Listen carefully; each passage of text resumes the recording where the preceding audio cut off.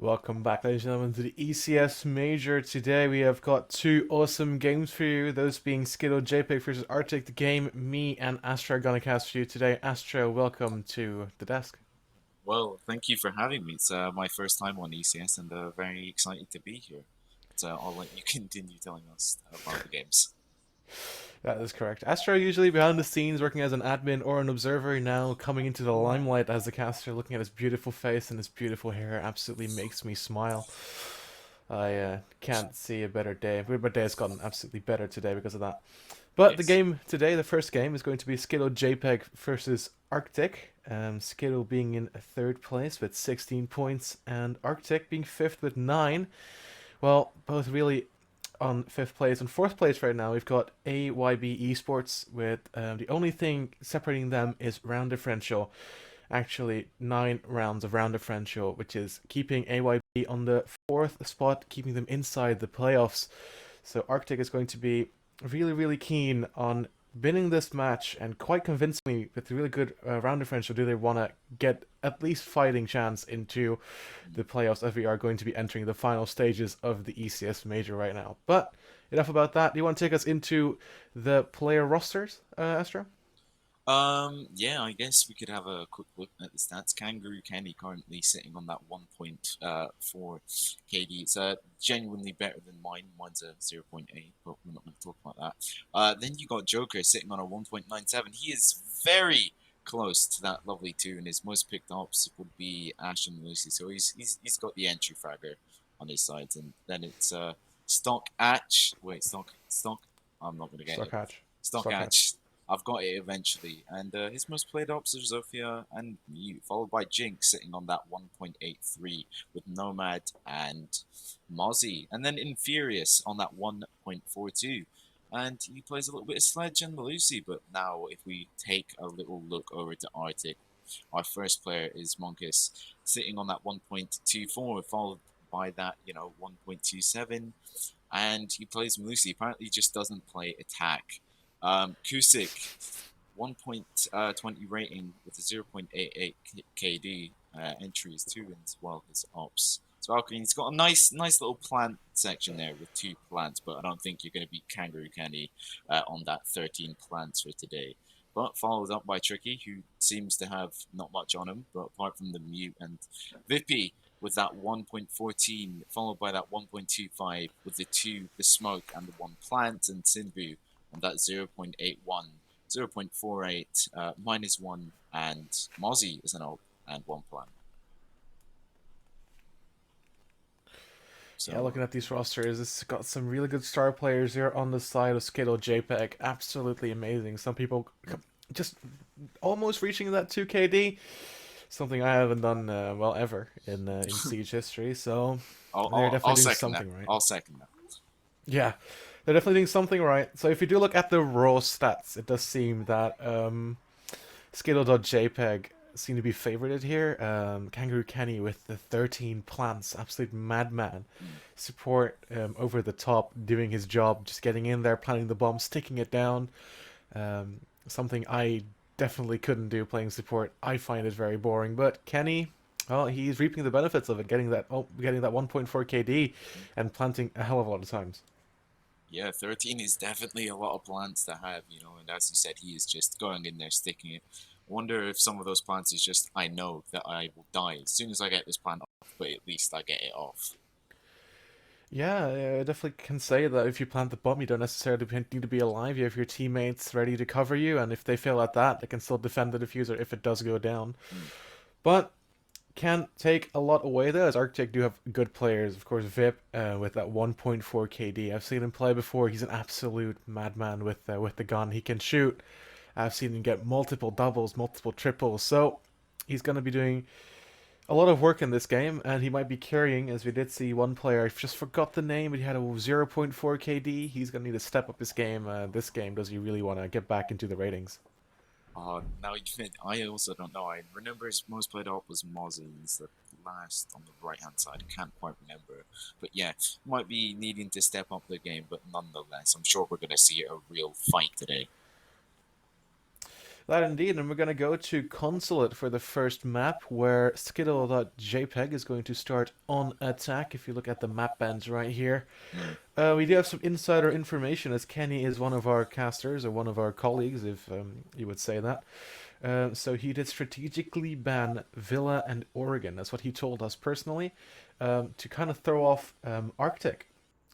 So I won't come back from that and kind of mentally reset. Because if you can't play on your favorite maps, it does do something with you. It kind of makes you feel uncomfortable playing on a Mm. map, and maybe you don't have the strats down. Maybe the synergy will kind of lose a bit. What do you think will happen on the Consulate? Um, I know Kangaroo Kenny or Kenny is a very he plays concert with his team a lot, so I'm expecting to do lots of bits on concert. To be totally honest with you, I'm expecting it to basically be flawless.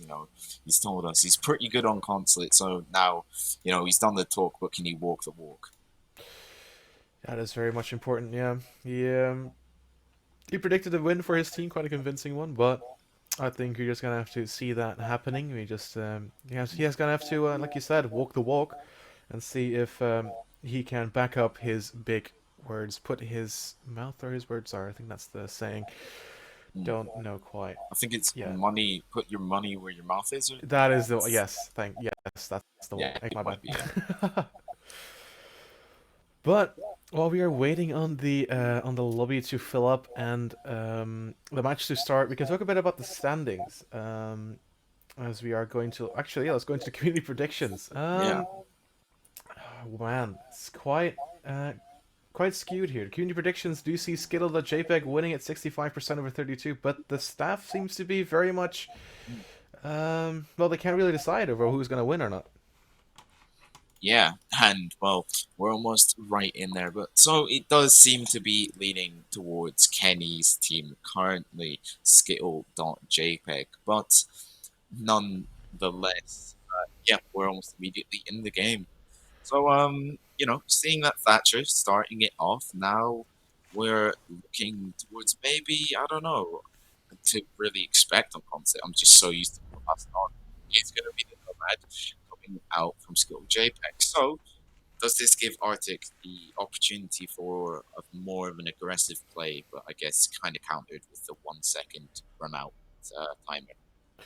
I definitely do think the Nomad ban is a clear indication to Arctic, or maybe an indication more of a sign to Arctic, or a reading that they can play in, that they can basically tell themselves, well, there's one less thing we need to worry about when running out. Of course, you still have Claymores, you still have Gridlock Traps, maybe, or anything of the likes, but Nomads are very strong indeed. And the Valkyrie cam also coming out from Scalar JPEG, they just do not want those pesky black eye cameras that can hang into the trees. I see those a lot in Consulate. So, very smart bands from Skittle JPEG. I think it could work in their favor. I see a more aggressive kind of play coming out for them. Yeah, and to finish it off, it's gonna be Umai, so Valkyrie also off board, and what you've done a good bit of explaining there. But heading towards our first round, I reckon we might see them go for the off site or the tertiary site, because I've seen most teams doing this recently, even going for the server passport, or I'm not quite sure. It might be Visa. Server Visa, I think is the site Yeah, name. yeah. Not entirely sure, but Teller, server tellers, I think. yeah, server tellers. But they will be starting off with that Cafe Garage, following with a Mutecade, Maestro, Jaeger, and the Lucy lineup. What do you take on that? Very heavy wall denial. At least they got the plan denial there from Maestro. With the help of at least. True, we did see from Arctic the Muzzy coming out. It might have been Kusik, I'm not sure. I think it was Venu actually. That was the one with the Maestro that had the Muzzy main. But I think the mute's going to be used as a drone denial. It's a very important aspect in Siege. Gotta, as the attacker, your basic objective in the first 45 seconds is to find out where the defenders, well, first of all, where they're defending. That's a very important thing to know. And what they're using to hold their defense. So, Immune is very good at least blocking the second one. You're always going to know where they're going to be defending due to sound calls, or just maybe you can slip a drone in there, but maybe some information on the Maestro could be hidden from Skittle JPEG if they place those mute jammers correctly. Maybe he can not be spotted out as well as not droned out, because a sitting Maestro on his cam is pretty much a sitting duck, and well, he can get killed very, very easily. No IQ from the board though, from Skittle, so no real good counters to that. But I do read a lot of wall denial, that indeed, with Monks on Decade as well. They really want that wall closed, but the Thatcher's off the board as well, so it's going to make it a little bit harder for the attackers to open up that wall. Yeah, 100%. There is a good bit of wall denial there, but we're almost immediately into the matchup. Drones flying out left, right, and center, and you know, drone economy is looking really good for Skittle.JPEG so far. They got that lovely 10 drones, and I guess you want to keep it that way because considering Consulate, in my personal opinions, it's one of those bigger maps. You know, if you compare it to something like Clubhouse. Or I'm trying to think of a smaller map, but I just can't. It's one of those bigger ones. So drone economy is quite big in my favor, but nonetheless tricky. Gonna be holding that nice angle. Being tight, maybe gonna go for a swing or two, just kind of waiting it out though. Minute passed, and well, Skittle.JPEG have just been able to get that top floor control, and now they're potentially looking to move down below. As you said, indeed, Skittle.JPEG definitely getting that top floor control pretty early on. 1 minute has passed. No real roamers there. Those probably have been droned down, as you said, by their abundance of drones. 0 drones dead. Very, very good on the side of Skittle.JPEG. Definitely Ooh. could be some flank throws set up, but Kusik is going in for the flank. Do they know this? He gets droned out, so I reckon he's just gonna fall off as he should, because he doesn't want to risk that life. He doesn't want to risk his life, as the SMG-11 is very hard to control from long ranges, as he does. And now they're on piano, and they're going to be opening the floor up into the site, which could lead to some really interesting lines of sight. Oh, C4 gonna fly up there, and there you go. Boom, blown to smithereens, and that's the sledge off the board, and there goes Zofia taking a lot of damage. Kenny gonna be taking a little bit as well, but ooh, peeking the vertical now, and there goes Cade. He's off the board as Joker swings down those stairs with such passion and aggression. He's gone and dusted for this round, but a minute nonetheless. Vippy now looking to flank up towards the meeting, but just Kenny getting the walls open now, and he's managed to get both of them. So Skittle.JPEG kind of even right now, but right now I'm saying it may be a little favorable of RCTIC because they've got that Jaeger on the flank here, and he is ready. And I guess JPEG, they've just got to be really careful right now because this Jaeger might just be the end of them.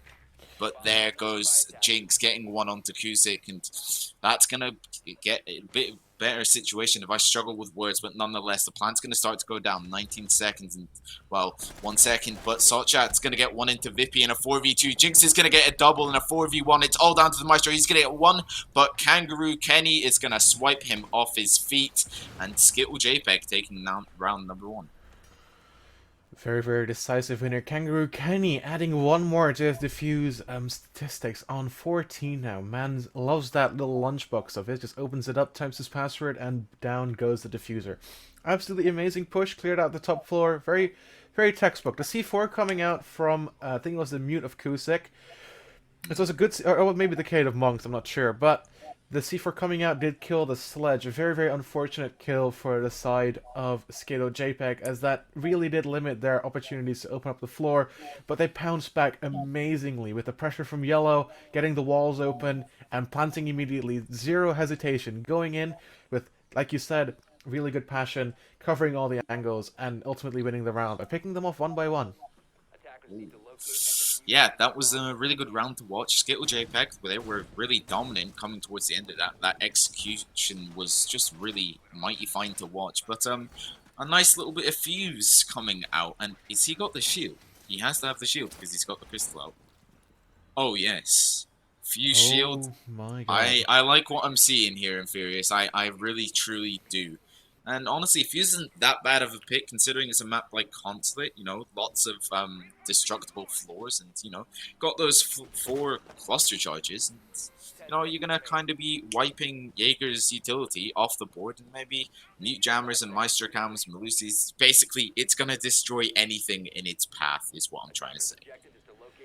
This is quite the risky pick coming out for Skittle.JPEG. The Fuse, as you said, very, very useful on the bottom floor, but up if RCTIC would have chosen to have held admin and CEO, it would have been a totally different story. The Fuse would have been less useful, as he could have only used them at the windows, but this might be an indication that Skittle.JPEG did their research, did their homework, and, well, they're reaping the benefits of it. As Joker does reap the benefits of VIP, as he does find the head, and it's a clean headshot off.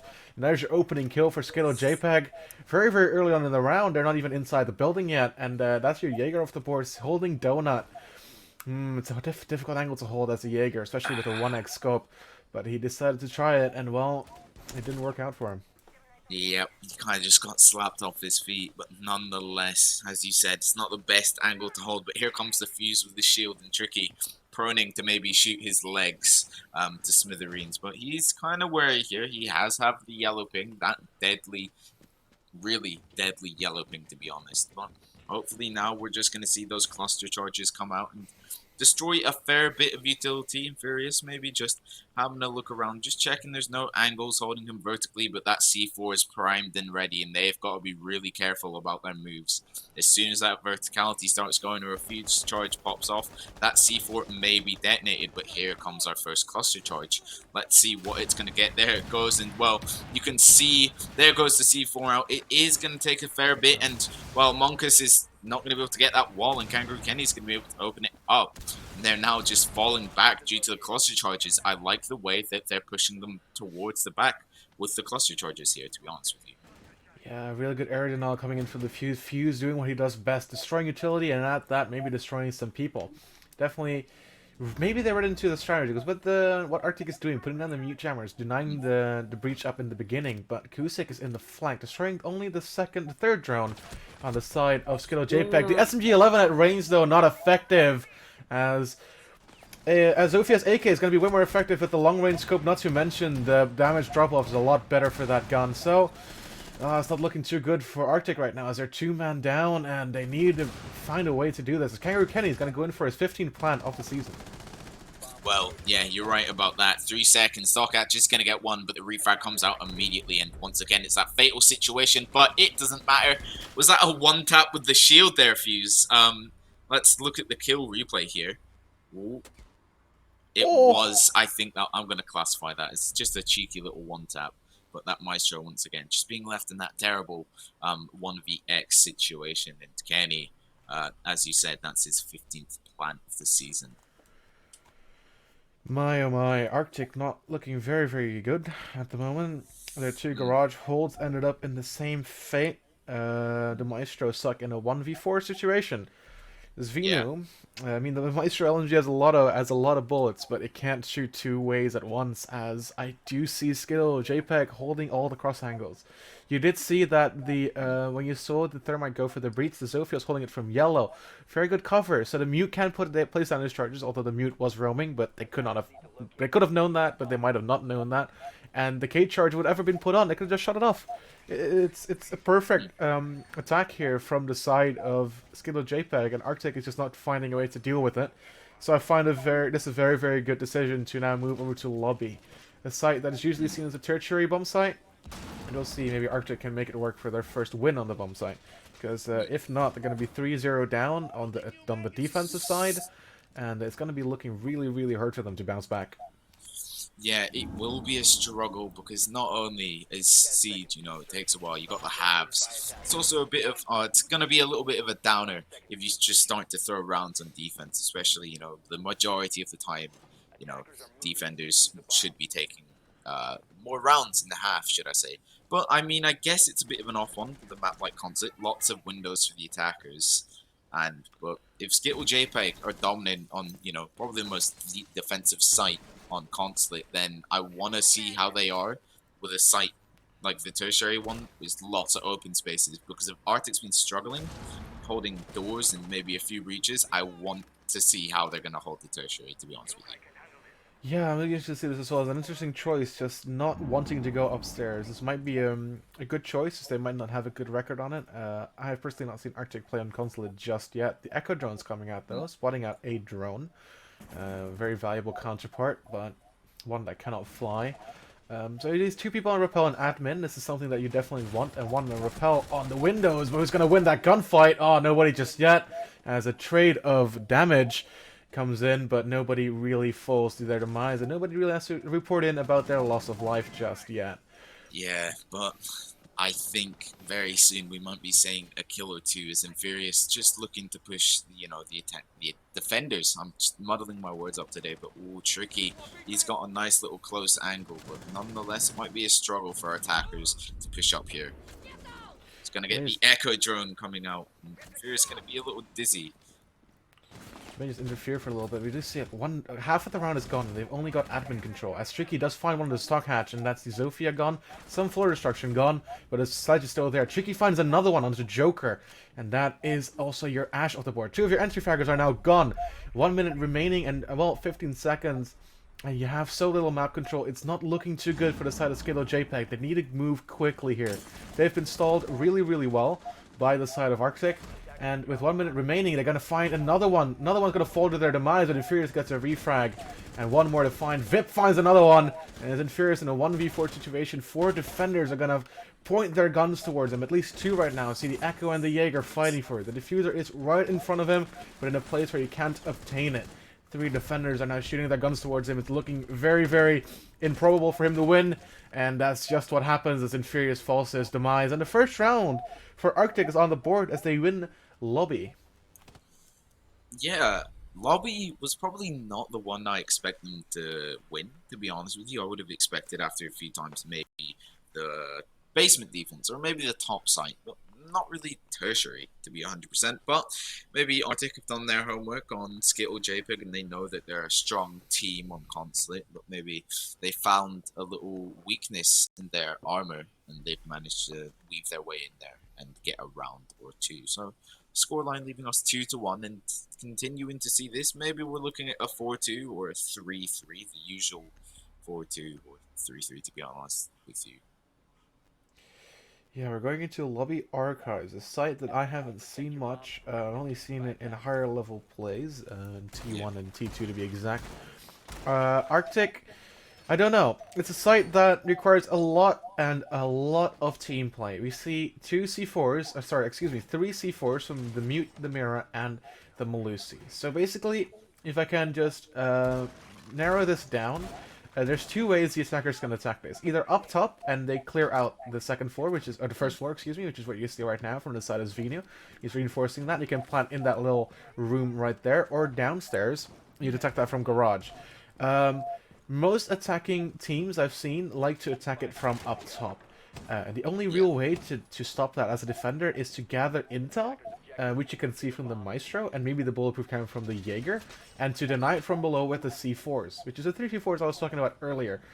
So I'm really interested to see. Usually you see a Pulse, which is a little more, how do you say, more reliable in terms of information, and more, it's a bit a quicker means of getting information. But the Ash is going really aggressive here, as Tricky is going to put into a tricky situation, but he's going to get found by Kusik holding the angle. So, yeah, well, the Melusi can be lucky. Oh, Infurious, and I believe them Lucy getting in a gunfight, but here comes Stockat. She's gonna find no, maybe he's gonna down the Maestro. Is he gonna be able to confirm it? There you go, the pistol kill is gonna come out, and at least he's able to get one out of that Melusi left on barely any HP here, but the drone has been spotted. The mirror is in place. It's gonna be a bit of a sticky one for our Zofia to push onwards. But Jinx. Ooh, cheeky little Twitch drone there, and he's able to pop that canister.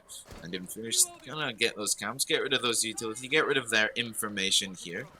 And it does look like you said, that they come from the top down, but I guess you also mentioned they come from the garage, and that's exactly what they've done. They pushed down yellow, they've come through the garage, and they're looking to go for the archives, to be honest with you. It looks like. Yeah, they're pushing from downstairs, which means now the defense want to make maybe some line of sight from up top, as we see the Jaeger up top, but other than that, everybody is downstairs holding it from the same level. Vip is on the roam. He could be able to flank back, maybe swing back around, get a couple of kills. Well, only time will tell, as Kusik is still on the yellow stairs as well. Kangaroo Kenny, is he aware of the positioning of this Mute? If he is not, which it seems like he's not, gonna be his demise. He's holding the angle now though, so he does hear the teeny tiny footsteps of the crouching Mute. As the Mute does make a lot of sound, but Stockhatch falls to his demise as the Mira takes him down, and that's Monks getting a kill. Together with Infurious getting one to Vip, and a 3-3 situation right now, 1 minute remaining as the attack has stalled a lot. And ooh, Acoustic, he's finally got one onto Kenny, and that's going to leave us in a 3v3. Well, not actually, I'm just reading off the top of my head, but now it's going to be a 2v3, but maybe not, because Tricky is down, but not confirmed yet. But Monka's going to get one in. It's all down to Jinx, 100 HP and a dream. If they're able to revive Tricky, it's going to make his life even more hard, to be honest with you. But they are all quite low HP, so maybe he's able to get a plant down. We do see the Mute waltzing down that spiral stairs here, and Jinx looking for a secure place to go plant. He is going to confirm that kill onto the Melusi. 13 seconds on the board until we're at that post-plant scenario, and well, it does look like we are heading towards there. 40 seconds on the board now, and well, Twitch just looking to hold out as well. Mute's going to swing, he's going to down that, C4 is going to fly out. Jinx is on 75, and he now has to find Monkeys. He's all by himself. It's the 1v1, and well, does Monka? No, he does not, and Jinx simply better. Skittle.JPEG taking another round, and what a clutch by Jinx here. I am kind of astounded at the way that RCTIC, in my eyes, threw that round. They had the player that was injured downstairs, which, I mean, is injured, yes, but he's still alive. He can still give calls on a more reliable basis than Cam's on some occasions. So he's alive and up, and he's supposed to be telling his team, "Look, guys, this Twitch is here."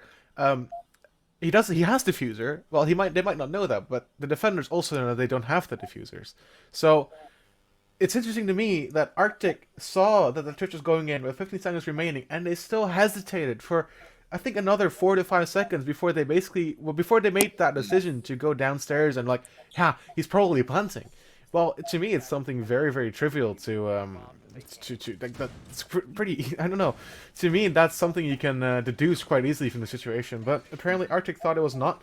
But now Skittle is 3-1 up, and we're going back downstairs, the site that Skittle basically waltzed over RCTIC twice. So, to me, 4-1 is going to be what it's going to be looking... Excuse me. 4-1 is what's the scanning going to be in about 3.5 seconds. Minutes, excuse me. Well, 3-1 being our current standings, and as you said, maybe RCTIC were just too slow coming back to that bottom floor site, and they just gave Jinx that time to plant and get himself in a really good post-plant position. At that point, it was game over. Down the Maestro, confirmed it, and well, it comes down to the mirror, and well, at that point, you're like, we know he's roughly here, but if we came earlier, maybe we would be able to stop that plan. But once again, they're down the stairs, and so far, Skittle.JPEG have been flawless attacking this one, and is this gonna be the round to stop it, or are they just going to continue to carry on? But Kuzik now looking to go for a cheeky little spawn peek. But, you know, as soon as I start talking about that, he's going to run away from the window. But maybe come back. It looks to hold yellow now with the little... I don't know what it's called. Just, that's just occurred to me. I've never known what Vigil's device is called. Oh, man. You gave me a tough question as well. Ooh. Supposed to know that. Well, it's called a cloak for now, as this cloak is going to be activated. Yeah, I think it is. Yeah, I think it's like it has a name. It has a name. Virtual cloak. Yeah, it probably has a really good technical name, but nonetheless, Kuzik up the stairs with that virtual cloak on, and it's going to make him harder to be found by those drones, or until at least the timer runs down. But he's looking to potentially get a kill into stock, but he's going to go for this one. Here's the pre-fire going to come out. Yes, no, yes, and it's going to be the Jaeger from RCTIC who's going to get the kill onto the Zofia. And, well, Infurious just a little wary of that yellow player, but Jinx is going to swing him. He's going to take him down with a nice little headshot. And, well, we're almost immediately back to where we started 30 or 40 seconds ago. 4v4, it's looking pretty even. Tricky still up the stairs, holding that nice tight angle onto the corridor of Zulu there. Monkas looking to get maybe a little aggressive under the vertical plays here, and well, Wall still being up. Finally, it's going to be taken down, and that's going to give Kenny a good opportunity to open it up. Jinx now just holding in case they do decide to get aggressive, and I've just realized Kangaroo Kenny isn't on the Thermite, he's on the Ace, so maybe he's gonna do a little more damage, open up a few more walls, and especially with that AK in his hands. Ooh, It's going to be a spicy one, but Joker knows. And Infurious is going to get taken down by Tricky. He's finally decided to drop, but here comes the push towards Tricky. It's the real question. Joker's still holding that hatch here. He's going to go for the swing. Tricky's going to get a double. Pre-fires towards Joker, and he has to reload. Joker's going to get the falling VIP from the hatch, but 2v3 scenario with... Well, Tricky somehow still alive in the press room here. Pre-fires come out, but what a C4. He's on the triple. Can he finish it off with a quad? And that is it. Yes, he can. RCTIC. Tricky is just balling. He's straight up shooting. And that's him walking away with the 4K for this round. Looking for that potential 3-3 comeback from RCTIC. I am astounded. That C4 coming in clutch. Was that pre-placed? Must be. Must have been pre-placed. I would assume so, because I thought that was beneath, or from what it looked like. It did look like it was below. Yeah. So yeah, big brain plays from Chicky getting a 4K this round. What we did see here was that Skittle.JPEG struggled a lot. They struggled with getting that wall open. They struggled with getting initial map control. They always won the first 2 rounds where they won Garage really convincingly. They went from top floor, admin. We work our way down towards piano floor and lobby, and then we start pushing our way into the site. And this time they didn't go for the top floor control, which meant that the VIP of the Jaeger. Oh, sorry, Jesus, I'm really stumbling over my words. The Jaeger of VIP was free to run around all of the top floor and basically run from one side of the map, get a kill, run away, go to his safe hiding space up top where there was no map control at all from the side of Skittle, go to the other side, get another kill, and basically giving him free reign, not necessarily getting them the kills, but definitely being a thorn in the side of Skittle.JPEG, as VIP only on 2 kills this map. VIP being the fragger for RCTIC, this is kind of worrying for them. Tricky though is compensating for that with 6 kills, as we did see 4 of them come out last round. So maybe he did win the round for them single-handedly with just his gun skills. Well, I guess the Caster Curse is real, as I did predict us now to be in a 4-1 situation, but we're not in that situation. We're in a 3-2, and Skittle, well, they might want to make it a 4-2. Yeah, they really might want to up the game, but we just returned to a few rounds ago when they were first attacking the site. They did struggle a bit, and, well, it came down to the sledge in that 1vx scenario, but Tricky and Stockat is going to go back and forth. Tricky's going to deal a little bit of damage, and Jinx going to take a little bit of damage from that Legion Mine, but nothing that isn't going to stop you as of yet. But so far, if we once again return to a few rounds ago, RCTIC held up their side extremely well, and it forced Skittle.JPEG into a bit of a sticky situation. Is that same situation going to reoccur, or is it going to be something different this time? And ooh, Stock. Oh no.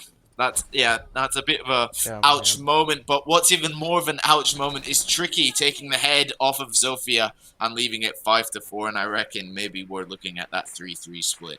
Oof, it's looking a lot closer than what Kangaroo Kenny told us before the match started. Indeed, VIP and RCTIC in general, they read into the play. They read into how Skittle.JPEG played this map. They like to check top core control. Something they forgoed last round, but they're not forgoing this round, which is very, very smart. The site is right beneath this, and Kangaroo Kenny, together with Jinx here, are taking a lot of that control. Jinx finding the kill into VIP as their Jaeger off the board. Not much utility lost, but the Legion here is stuck in his position. He can't save himself. He has no impacts remaining, and he does fall to his demise. Never mind, that's Jinx and Infurious falling to their demise, and now the attack is falling apart one by one. It's only 2 left. 1 minute remaining, but it's looking very, very impossible for them. The only thing going for them is a timer. They still have 50 seconds, which in Siege terms is a lot of seconds indeed. The Fuser in hand, and they're going to have to make the most of this, as the timer is running down, and the defenders are all slowly turtling back to site, but not Kusik. He wants to get some more kills. He wants to up it, and see if he can find the angle onto the Hibana. Not just yet, as he does get fully flashed. Yeah, Kangaroo Kenny looking to go for the swing there, and he's rotated into bathroom, and he is going to be able to get that kill onto Kuzik. And well, they are slowly clawing their way back. They've got 20 seconds and a dream though, and it's not looking good. The verticality play is coming up now, maybe forcing Monka out of his position, but no, they're going to drop Hatch. Maestro going to miss a few shots, and is that the one that's going to ruin the round? Joker's going to get one onto Monkus, and it's a 2v2. 3 seconds left in the round. They got to go for the plant. Maestro, 81 bullets in a dream. The order does go burr, but does he know how to make it go burr? He does see Kenny, and well, finally, he takes out Kenny as he looked towards him, but it took him a while to fire there, and that was, ooh, so very close. Too close for comfort, as they were very low HP there. Oh my, that Ash had quite the task upon her there. Had to cover his mate planting. Kangaroo Kenny does add another one to his defuse list. I'm going to keep bringing that up. It's quite an impressive feat. But all to no avail as he does fall to his demise shortly after planting the diffuser. But it's a 3-3 split, something that I guess both teams should be happy with. Maybe Skittle.JPEG just a bit more, as they are now going onto the defense on a map that I find to be a bit more defensive-sided, especially. But they are going to do something that RCTIC did not dare to do, and that's go to Lobby Press, first. The site that you wanted to see in the beginning as well. Yeah, so I guess they've read my mind and they've gone for the tertiary site to start off with, and this time they're gonna get a little bit of a rook going. I'm not quite sure why or what they want to. Maybe they want to go for an aggressive play with that 2x scope because kind of evens you out with the attackers. 2x got a lot of range on it, to be honest with you. So maybe we are going to see a spawn peak or two. Rotate's just going to fly out from the rook here. And I guess they are also going for that big vertical approach as well. They've decided, well, let's take a book out of RCTIC's page. Let's make that clock run down to basically nothing. Because that's what's made RCTIC win rounds. They're running down that clock. It comes down to the last 15, 10 seconds before Skittle.JPEG are in the site and they're actually able to plan. And that's how they're continuously kind of clawing their way back.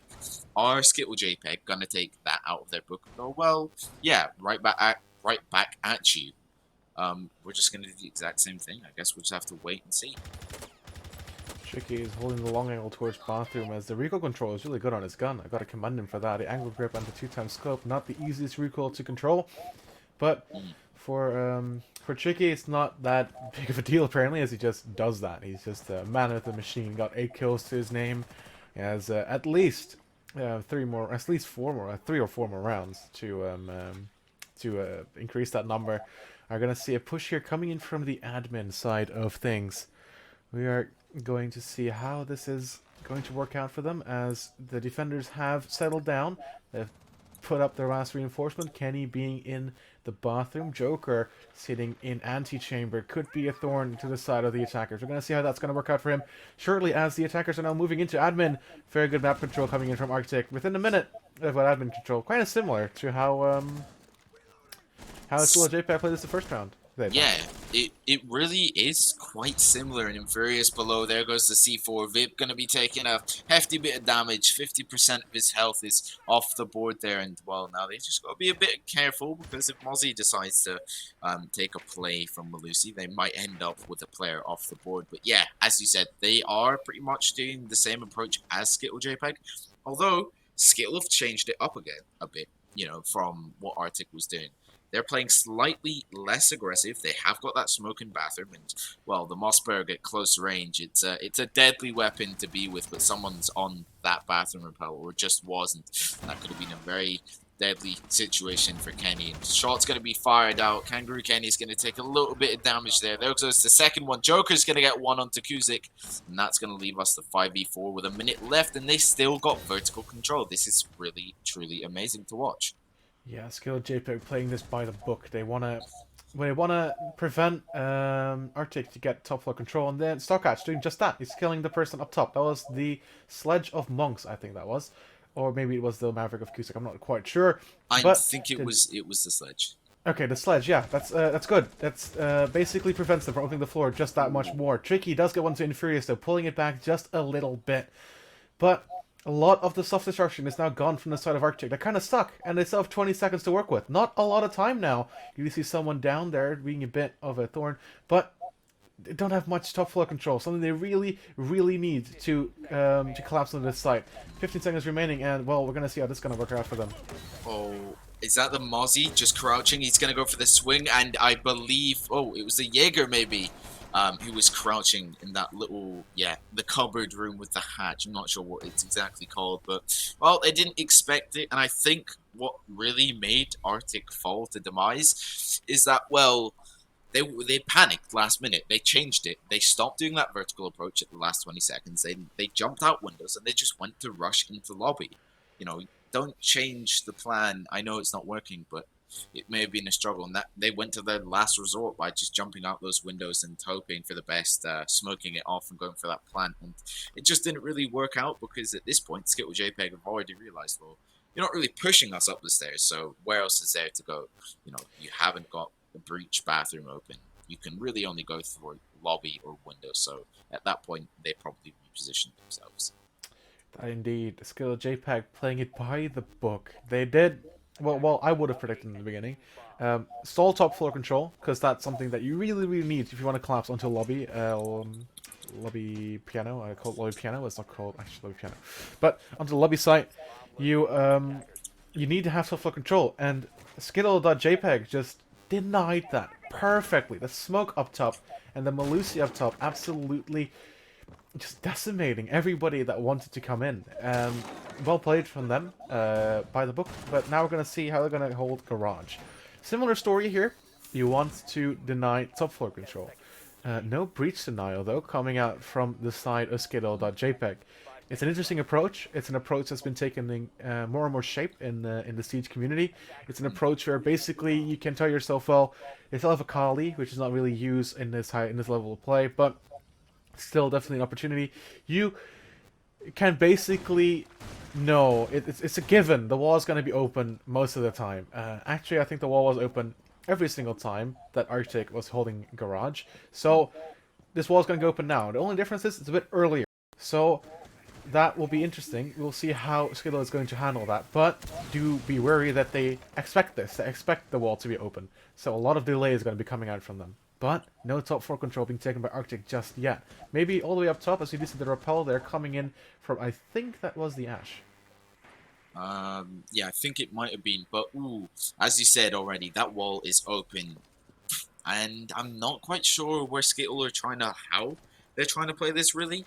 They've let them have the wall. Maybe they're trying to, you know, lure them in, and all of a sudden, you know, they'll just collapse on the attackers, and that will be game over. But Jeroens are going to start to fly out, looking to potentially push our attackers. And honestly, with 2 minutes on the board and that wall open, I reckon we might be looking at an Arctic round.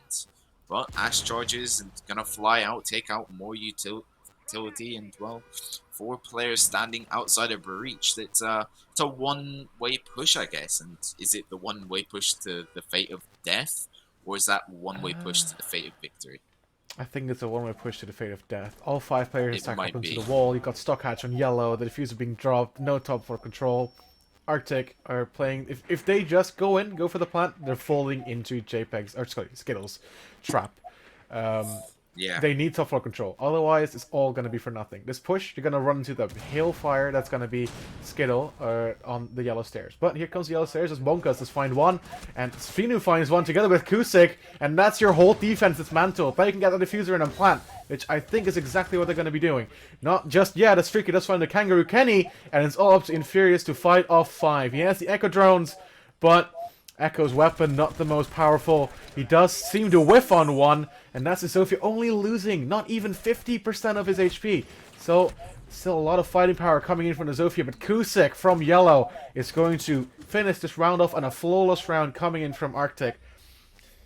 It was good. I think Skittle.JPEG set up a trap for Arctic, but Arctic saw right through it. Yeah, they kind of realized, wait, why would they let us get breached so, open-handedly? And I guess Skittle were expecting them to maybe just rush through that breach, and in fact, they started to get a little weary, and maybe they were a little worried that they decided to switch it up, as there wasn't much motion coming from the front, apart from a few guns going left, right, and center. Maybe they decided to switch up, so that's maybe what caused them to rotate positions, and that's when they were caught off guard and swiped off their feet, I guess. Yeah, it's just kind of sad, to be honest. Skill the JPEG trying something, a very interesting hold. I do hope they're gonna change it up because last round it did not work for them at all. The operator lineup looks almost identical. The Mm, Malisi switched out for the Legion this time, but mm. yet again, very, very identical. Kangaroo Kenny on 2 kills. I don't know. If they try the exact same thing again, it's not gonna work for them. They try, but we'll see how they're gonna do it. Very true. They haven't got much wall denial, and I'm not sure how Skittle.JPEG are trying to play this. They have got a fair bit of planet denial there. They got Maestro Camps, they got the Echo Drones. Yeah, props. I'll give it to you. You got Kangaroo Kenny with the 3 smoke cannons, delaying time. Maybe that's the play here, but how are you meant to delay 3 whole minutes, or 2 minutes and 30, if they're getting that breach open within the first 30 or 40 seconds? How are you now meant to delay for 2 minutes and 40 with 3 smoke canisters, 2 Maestro cams, and an Echo? Yes, it's doable, but it's doable at what cost? Losing 4 or 5 players from your team in round loss, essentially. But RCTIC now looking to switch it up, and maybe that's not actually the play. Just do what you did before. Open that breach. Make them waste utility, and there you go. The breach is opening, and everything seems to be changing because they've realized that breach is open. They have spotted out the vertical place here, so maybe they're a little more wary than usual. Yeah, I surely hope for the Silas Skittle that that is gonna be what they're doing. Um, excuse me for a set of Arctic. I'm absolutely fumbling up my words. No real push coming in just yet from Arctic, but they're droning it out. They see the Meistercam, they hear the Echo drones. That is that denial and that delay I was talking about when they first tried this defense. You give up the wall, that's one thing, but you need to cover the plant. You need to make sure that they cannot plant, and when they do try to take down HP, waste time. And that's what those Meister cams and Echo cams are for. But the drone work from coming in from Arctic is just preventing that from happening. You see one of the Meister cams taking some HP off of VIP, but not anywhere near enough to make a big difference. So smokes are now coming out from Kangaroo Kenny very, very early on as VIP does get a Claymore kill into Joker, trying a desperate run out. I don't know, but I don't know if they keep trying this again and again and again from Skittle, it's not gonna work for them. So we're gonna see what's gonna happen. 1 minute and 15 seconds remaining now. Um, Second smoke canister coming out from Kangaroo Kenny. It's really early to throw the smoke canisters. Yeah, minute 10, I guess you might be able to waste 1 or 2, or maybe just the one, but Kangaroo Kenny's left on that 1 smoke canister for the next minute or two, and well, 4 defenders on the board here, 5 attackers, and honestly, if RCTIC play their cards right, they might be walking away with another round. They just gotta know when to push. They gotta know when they can catch them off or guard, sorry. But Infurious up the stairs with the vertical plays potentially here. I think he might be getting watched by someone, or maybe I've just lost my marbles. Never really know, but Jinx is going to be taking a fair bit of damage, and well, there goes that last smoke canister, and they're now solely relying on the Maestro Cams and the Echo Drones, and if they're not out the way, it doesn't matter because Kangaroo Kenny's going to get one, Jinx is going to get one, Stockhatch is going to get one, and Tricky is going to refrag back with Jinx in a 2v3 situation. He's going to whip out the pistol. He's going to get that 1 kill, but he's going to be taken down, and it's all down to Kenny versus Monkas. It's that 1v1, but Monkas is going to win it in RCTIC, taking round number 9. Stockhatch there at the end, I think he kind of got in a little bit of a panic. He probably would have gotten the call out that the sledge was up at the breach. His shotgun would have been very, very potent from that range, but I reckon he got a little bit panicked and decided, oh damn, I need to run back. I need to cover everybody. Need to run away, maybe hide away from the kill. It's a very, very good strategy, but that vault just proving to be his demise as it slows you down to basically a halt as you need to vault over that little balcony, little stage area in garage, and the second defense for Skittle.JPEG of the garage is going to fail for them. And for the first time in this matchup, we see RCTIC with the lead. Yeah, Arctic taking that lead as you just stated, and if they continue to play their cards right, maybe they'll be walking away with the map win potentially. I'm not entirely sure, and that came really, really close down to that 1v1 shotgun.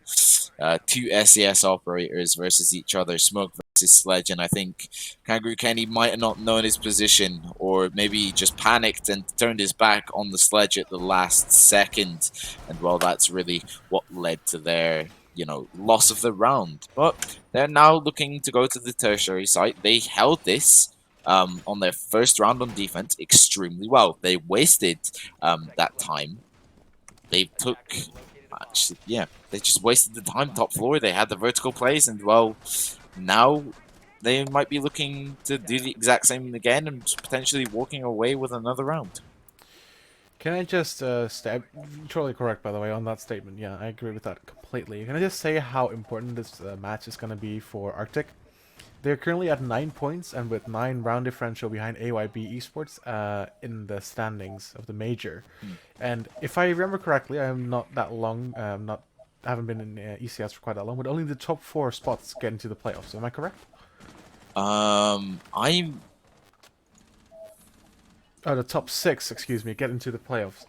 But 7 oh, okay, that means that actually the leaderboard is quite set already. So the seeding is very much important, though, as they do want to get at least a bit higher up. So ooh, Arctic, if they do want to catch up to AYB, are going to need to win this round, but Mox is going to call to his demise as a really good hold coming in right now from Skittle.JPEG, and I don't know, they're wasting time, but I think Arctic is just negating the top floor just a little bit more than they used to, and they're coming in from below. Quite an they're not. interesting push here.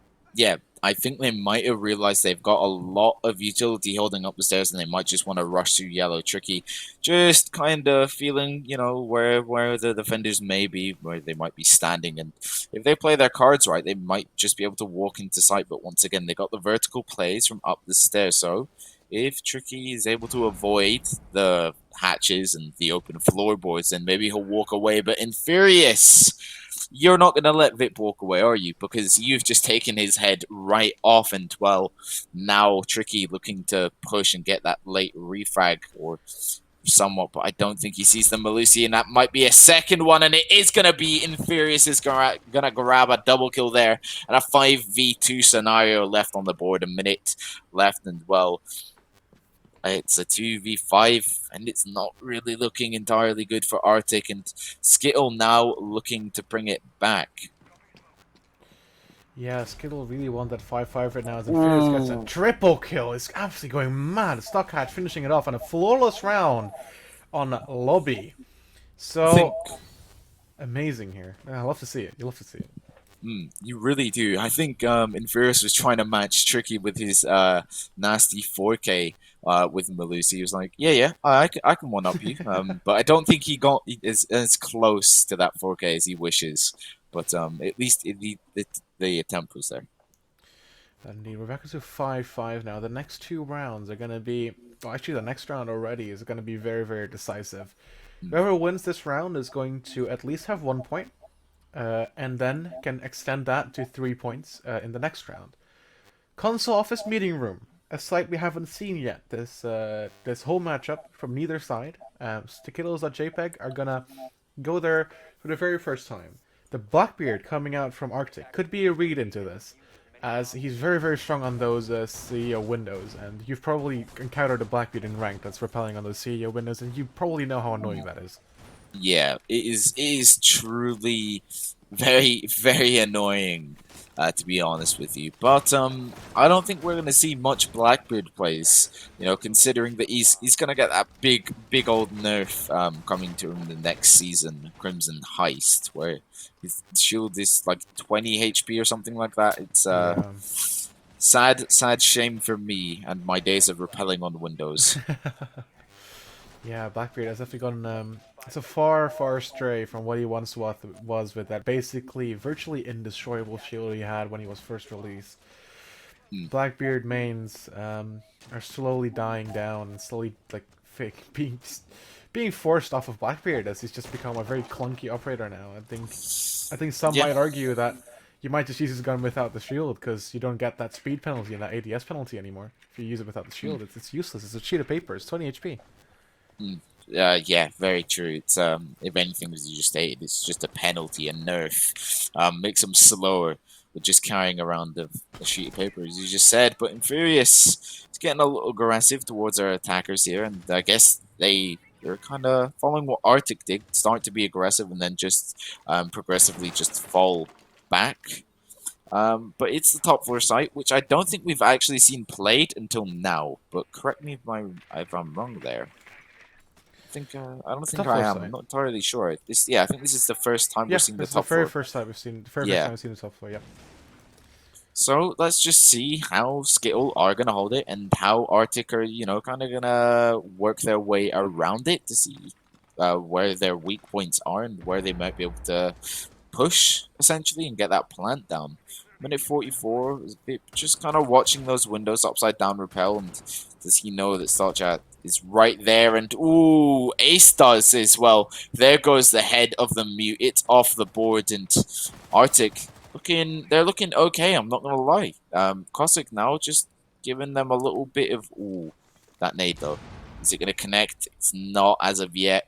But he's still got one more in the pocket, so maybe if he lines it up correctly, he might just get that nice nade kill. And Vippy gonna get rid of the utility here. And well, Infurious is gonna refrag. He's gonna turn it back to a 4v4 as he takes the sledge off the board. And Kuzik now potentially looking to get someone away from the B site, I believe. Yeah, Yeah, that just seemed to be he's taking fine. his time, but ooh. Joker, he's dropped down. He's playing along with Infurious now. They're going for the plant. The plant is going down. Hello, but here comes the Oh. swing, the protection. Just a little too late from the Blackbeard. There goes the C4.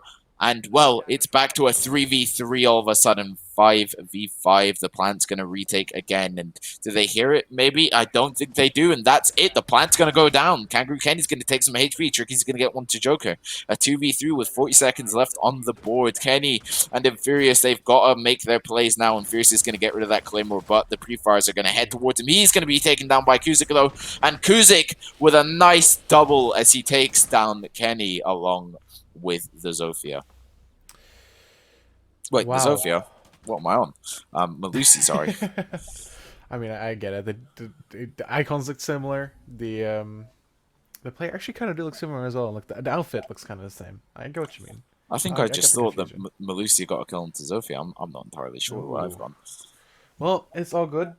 It's gonna take a little bit of a deep delve into that round. The very first console meeting room. We're gonna see it again next round, but the last round we saw Skittle falter using the smoke canisters very early. They lost a lot of map control.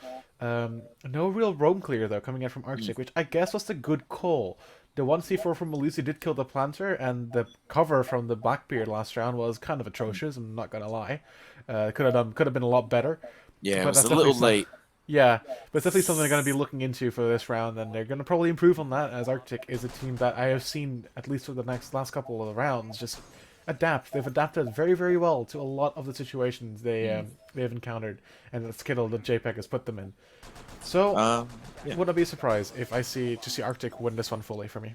Am I right in thinking we got draws? I'm relatively sure I'm right in Yes, we have thinking. draws. Yeah, Yeah. this is So the very last round. it's the very last round, and well, Skittle, they want to walk away with a draw at least of this map. They've got to put their heart and soul into it, and maybe just listen. And I guess actually I can't really say listen because Sound and Siege can just sometimes be so terrible, and you don't know what's left and you don't know what's right, you don't know what's up and what's down. To be honest with you, but nothing really severely changing from Skittle here.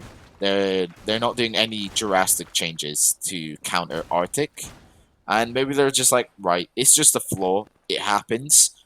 If we just think what we're doing this time and kind of listen out for the plant and just see how they're pushing it, and if we see there's 3-4 guys on this window and they're looking to push the A bomb site, then we'll put our majority operators over here to counter that, to be honest with you. Yeah, that'd be a very smart idea, but. Mm. Infurious is going to have to... Is he going to peek that breach? I wouldn't say that's a very smart Ooh. idea, as he does fall off of it. The floor is getting open, though. Ooh, he does see the sledge from up top, but the sledge returns fire. That's Infurious and Joker now down to 75 HP, respectively. We're going to see how this is all going to pan out for them. As you said, Skittle now wanting to make it a draw. They need this 1 point. At least they want to... They don't need this 1 point, but they want to refuse Arctic the 3 points that a win is going to give them. Yeah, I So... don't think they'll want to give Arctic those easy 3 points. But as you said, Infurious did get a little aggressive there, peeking Sledge, and well, he's taken the damage for doing so. And C4 flying out. Is it going to connect? No, unlucky there, Mute. But I guess they kind of do know your position now, so maybe just be a little wary as a frag grenade from Sledge or Maverick here might take you off the board. And Kenny just protecting that Mute from the stairs here. And Kuzik's going to get run out on from Infurious. He says, you know what? Maybe your sledge can do damage to me, but I'll tell you, I'll do a lot more. I'll take your 2 frag grenades and that operator off the board, as well as 2 drones. So he has done a fair amount of damage here, to be honest with you. Taken 2 drones, he's got rid of Maverick, and he's got rid of 2 frag grenades there. Indeed, and one of the top fraggers on the side of Arctic. Only Tricky beating him to 13 kills. So yeah, indeed, I agree with you. The Malusi taking a very, very good impact kill. Stockhatch is going to be really, really pressured here with nades and smokes, and his only form of cover, the table, has been completely annihilated. Although the SMG-11 at this range is going to be really, really effective, but not effective at killing multiple people. It can only do 1 at a time. If you're lucky, you can maybe get 2. So I'm going to see how he's going to be surviving the situation. He has 3 that are going to be fighting against him. Infurious, is he going to do that run out? But Stockhatch going to fall to his demise as Fip finds 1, and that's putting it up back into a 4v4. 20 seconds remaining, though. Time is running out for the attackers. This could be perfect for Skittle. It really is. An Infurious down below, just watching those angles, gunfire going left, right, and center, but no push from the attackers as of yet. They're gonna hop in, and he's gonna have to pull out that Legion Mine, otherwise he's unable to plant here. But it kind of looks like they might get the plant off. Jinx is gonna get one too tricky, and Furious is gonna take him down, and well, Skittle are winning round number 12 and leaving us on a cliffhanger of a draw. So I guess we'll just have to take that to the next map. That indeed, we do see round 13, but that's not what's going to happen. We have no overtime for you today. What we do have is another exciting map, and that map's going to be Clubhouse. But before we go into that, let's talk a bit more about that last round, shall we? Yeah, no, it was down. It was really close, to be honest with you. C4 came out last minute, took the defender, the attacker off his feet, flew him away from this world, and that's what led to their demise, I guess. 20 seconds on the board, not much to really play with time here. That indeed, there was an absolutely perfect hold, I think, close to perfect holds from Skittle.JPEG. Wasted a lot of time. And even I forgot to look at the clock, but when I did look at it, it was at 20 seconds, and the attackers had 0 map control. The only thing they had was that balcony outside a theater. So they all had to funnel in those 2 windows, and the smoke grenades are coming out from Kenny. Perfect use of smoke grenades, perfect timing, wasting the time and choking all the attackers out. And then ultimately the C4 coming from below, ending the life of the diffuser planter with no time remaining for someone else to come in and save the day. So very, very good round there from Skittle.JPEG.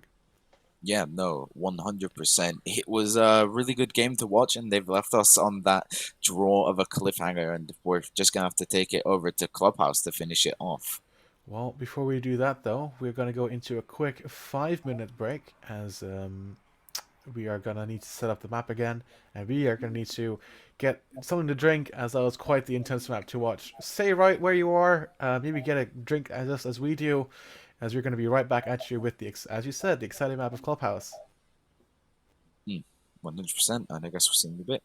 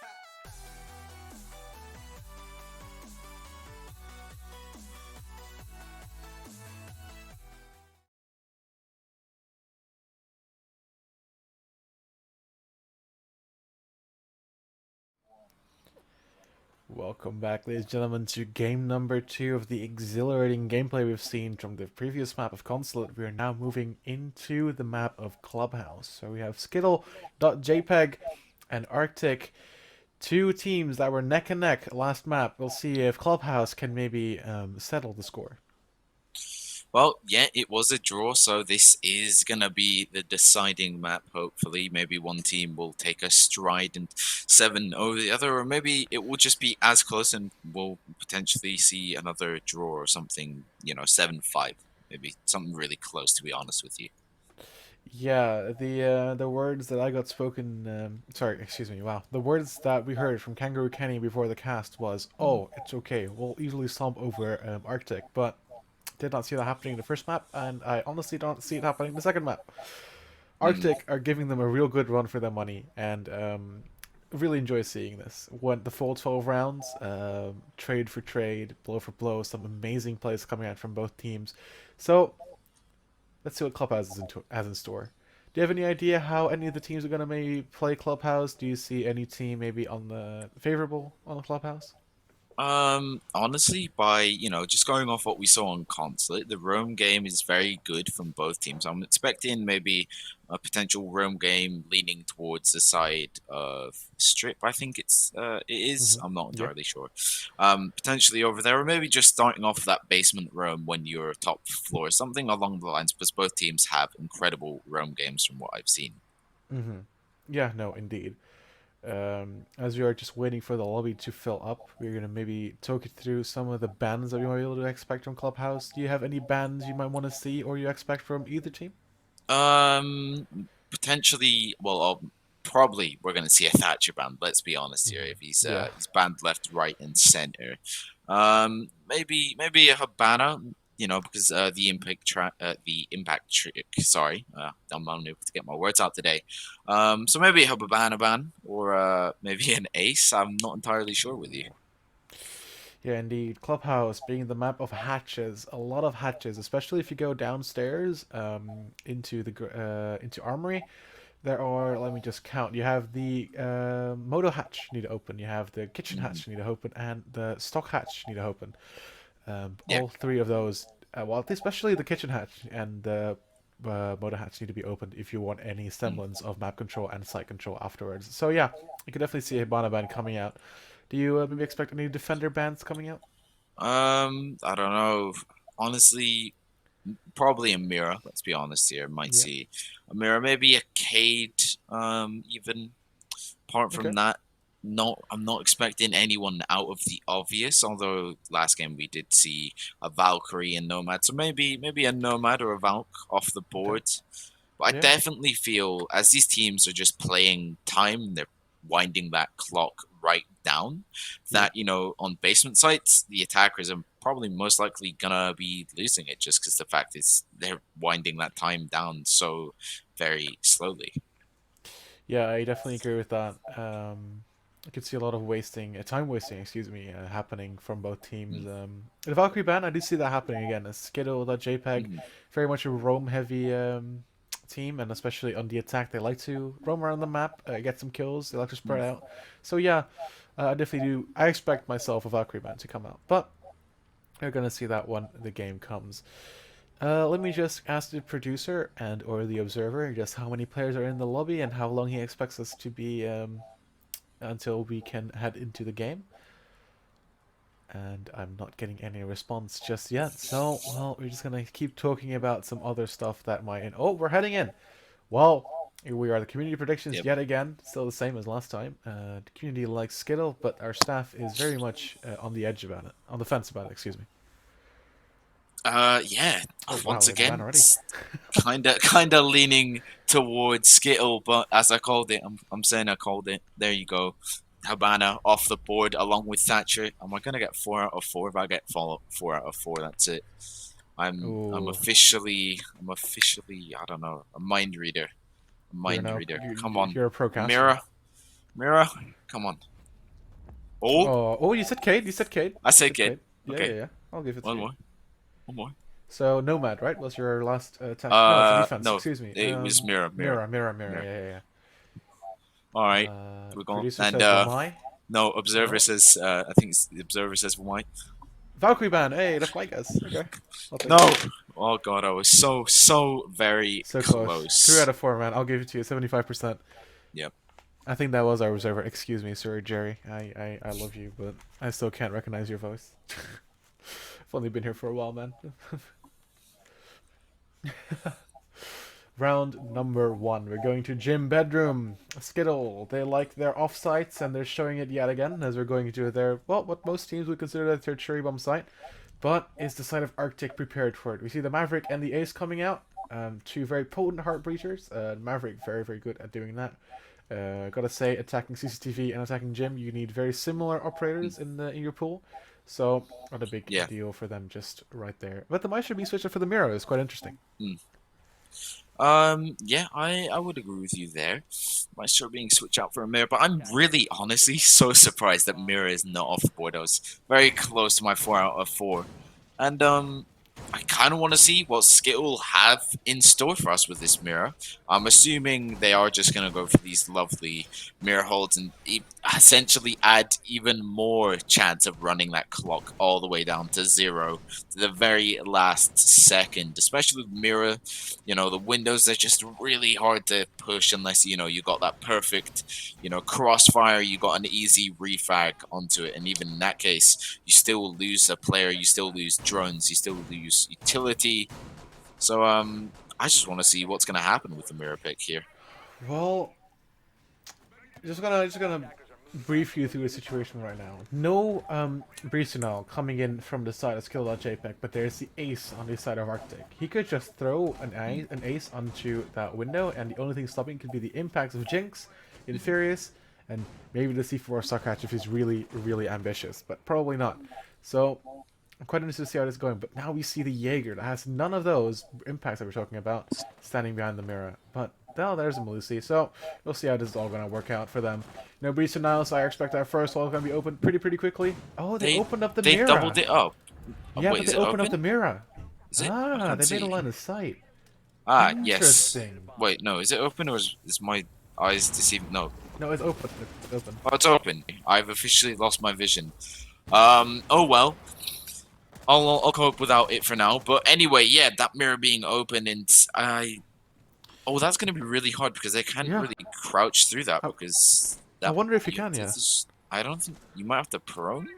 Oh. I think you might have to prone. I'm saying prone. Yeah, I'm not same. sure. Yeah, no, I agree. reckon That looks I like a reckon front it's a hole. prone. I think Yeah. if you remove that bar, then you might be able to crouch it, but that does look incredibly like a prone. So maybe an ace charge has to come out, or the Maverick has to destroy the Yeah. 4 key points of it, which I believe are the corners, and that's exactly what he is gonna do. So just slowly and surely, just removing that mirror. Oh, there it goes. And there it goes already, and it's gonna give his friendly attackers a little bit of room to work with. But I tell you, who ain't gonna be moving no more? That's gonna be Joker on the Jaeger. He's off the board, and well, he's done a fair bit on the roam game here. He's wasted 1 minute and 45 seconds, or around that, 1 minute and 50, so on what fourth. But Vippy, ooh, very close to another gun, and well, the fight is just going back and forth, and ooh, that Melusi just in that corner where you can't really find anything to shoot at as of yet. But Stotchi going to be taken out almost immediately by Monkus, and well, a 5v3, and Skittle.JPEG aren't looking the best. Kangaroo Kenny's going to get one. Infurious, is he able to double it up? The pistol whip is going to come out. He's not going to be able to get the ace. Kangaroo Kenny's going to go on a double kill, and well, Vippy's going to get one onto Infurious, and it's a 2v3 right now. Jinx now looking to push up. He's going to be taken down by the ace there. Plan starting to go down. Kenny looking to push towards in. He sees the head, but he's not going to be able to land his shots as Vip takes him down for the count.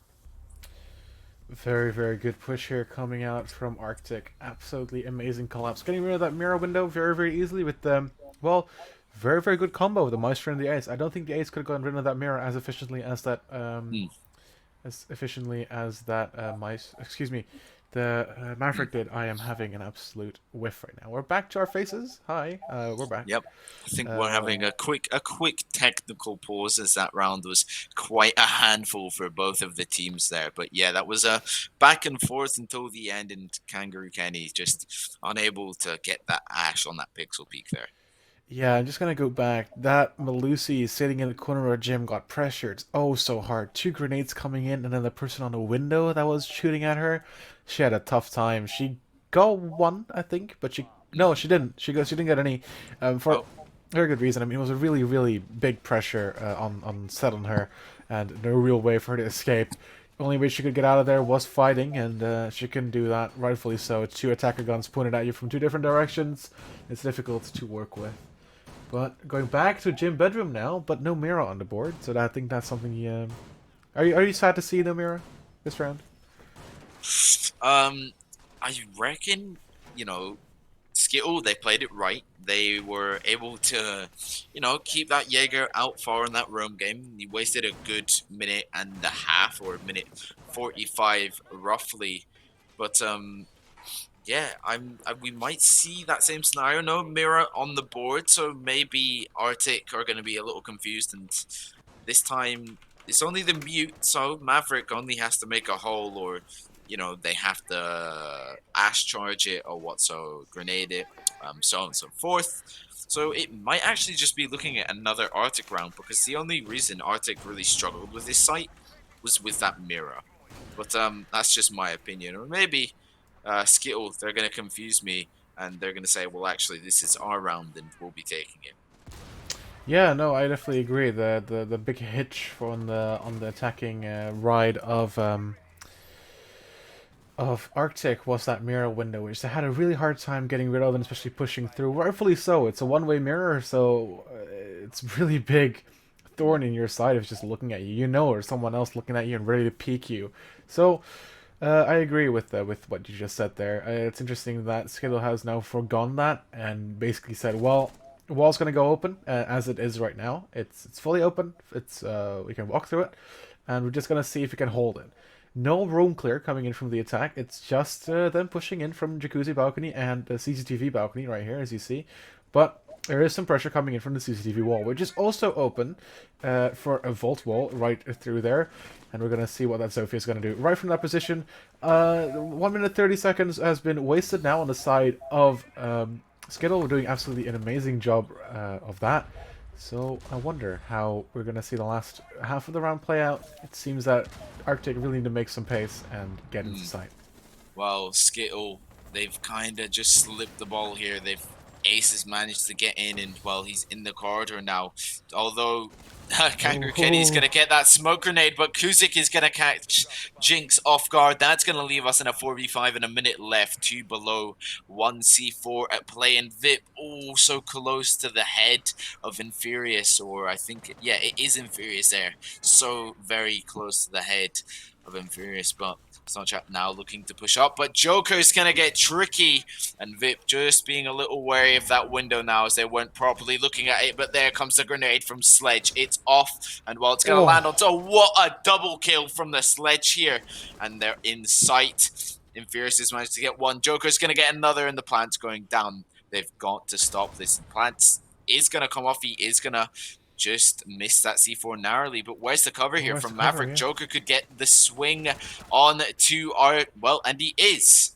And they're pretty much equal HP, but it doesn't matter as Joker is going to swipe his feet off the board, and well, that's Skittle coming back with another round. Amazing round here from Skittle. Kind of looks kind of wonky towards the end. Not gonna lie. All the top floor control, the site control was gone. They had free reign, but the cover from the Sledge was just so lackluster. Or was it the Maverick? I'm not sure. It was just so lackluster. The Jaeger could come in and kill the bomb planter, or the diffuser planter. Basically, that was the round almost won.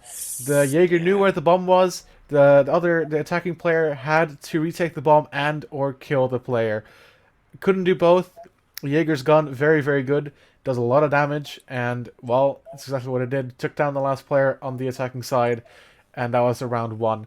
Good C4 downstairs from, I think that was the Malusi. the Melusi of Infurious. Good delay with the C4. Forced the player off of the defuse. That definitely won them the round there, I think. Mm, 100%. And oh, that was so very close, especially where was the cover around that time? Where was it? It was just not there, and that's why I reckon Skittle won that round. There was just no cover for the planter there. It was just gone, destroyed, denied. All of the above, it was non-existent. To be honest with you, he had to be wary of the Malusi. I'll give you that. You had to be wary, and well, you were able to get the kill into Malusi, and that was a good thing. And at the end of the day, that was just a bit of an unlucky timing as well. I think the plant didn't go down, and that's why you did have to play more towards the aggressive side to Joker. But in Furious, a spawn peak, or you just casually punching the wall. Well, nobody's looking Well, that way. If she would have peeked, she would have gotten the kill. yeah, I reckon he might have, because you don't really expect spawn peaks in the leagues, or at least I don't.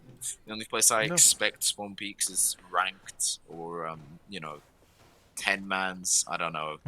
I don't really expect them in the leagues. You don't see them in high leagues, so on and so forth. But anyway, 40 seconds have gone by, and not entirely sure what Arctic have got control of as of yet. I think it might be top floor.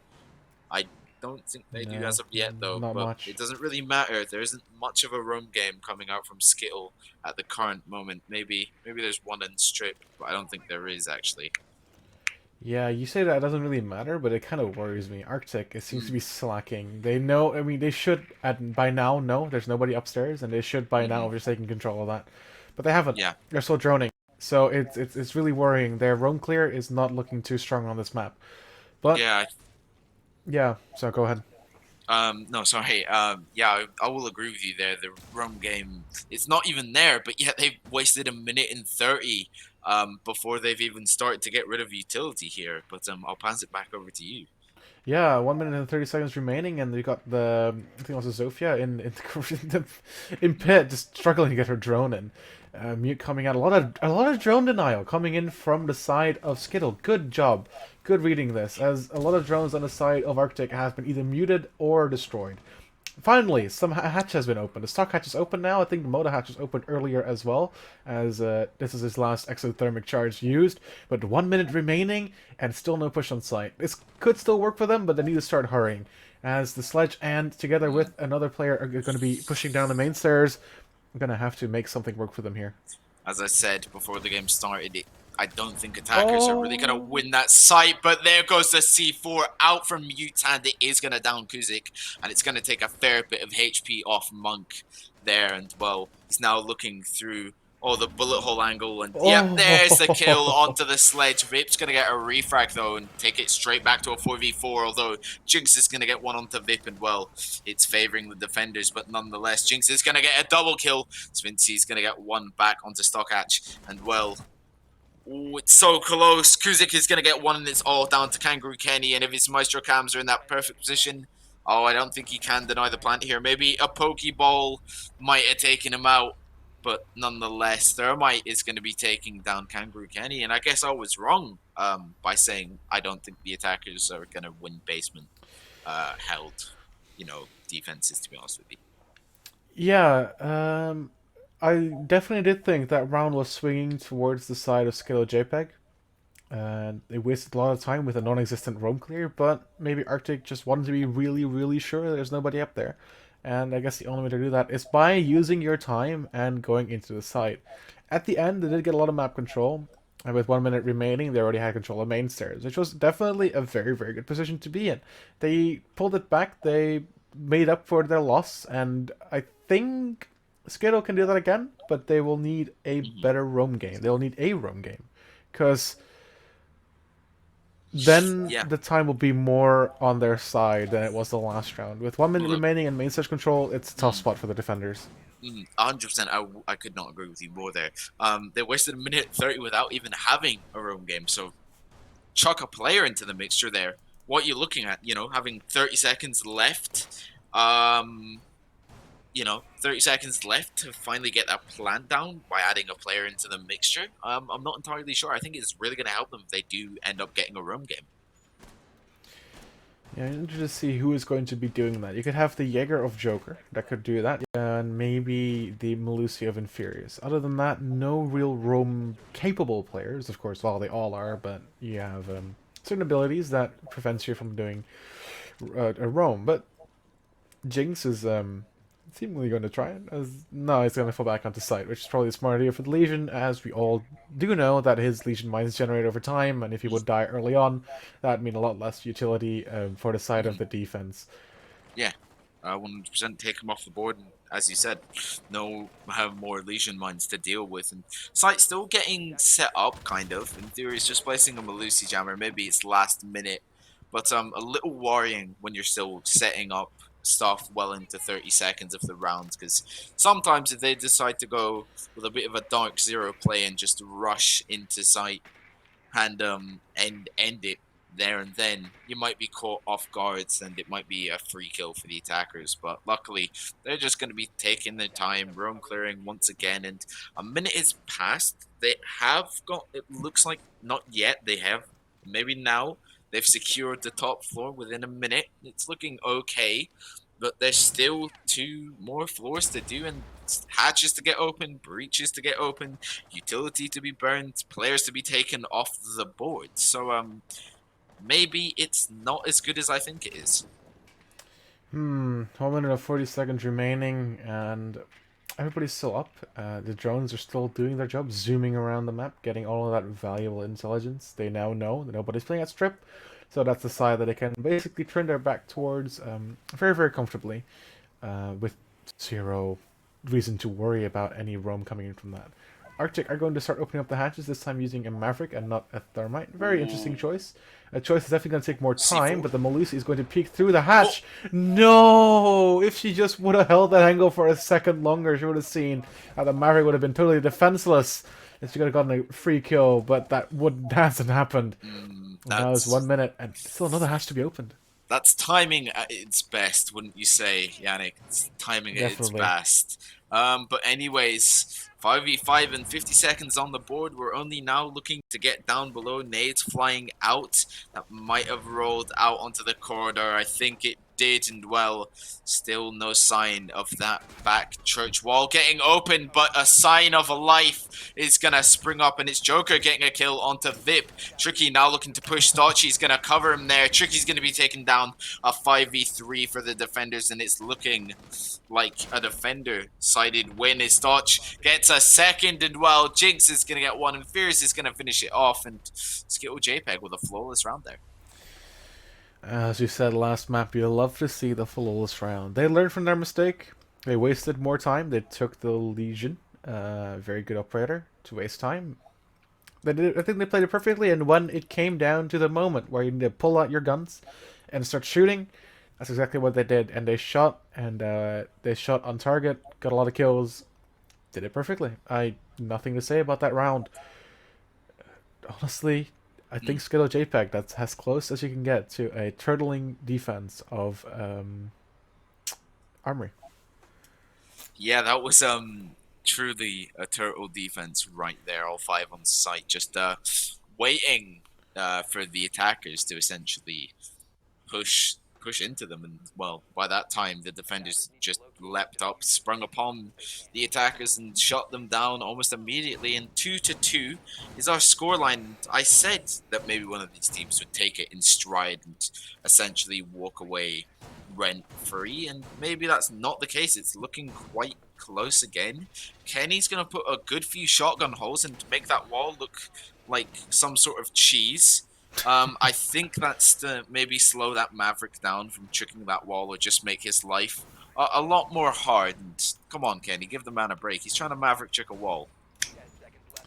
Yeah, Maverick checking a wall, definitely not the easiest task. Especially not with that what you have to deal with. But we're just gonna look at it now. Sorry, go ahead. I only know the McCready way of Maverick tricking a wall, which is just slapping a big smiley face in the middle of it. You learn from the best, ladies and gentlemen. You learn from the best. That wall looks disgusting. I do not like looking at that, to be honest. Ooh. What do you mean it's beautiful? It's a work of art. All they need Oh, to do. Oh wait, is that Ashorge not even? Oh no oh, it no. didn't remove most of it. Oh, that's unlucky. Well, we're gonna see what Zvenu can do about this wall. He Who is can going to trick remove. it the Oh, fastest? Well, maybe he'll be able to get it tricked, but it's gonna be a lot harder. But nonetheless, we gotta stop talking about the Maverick as we go immediately back to him.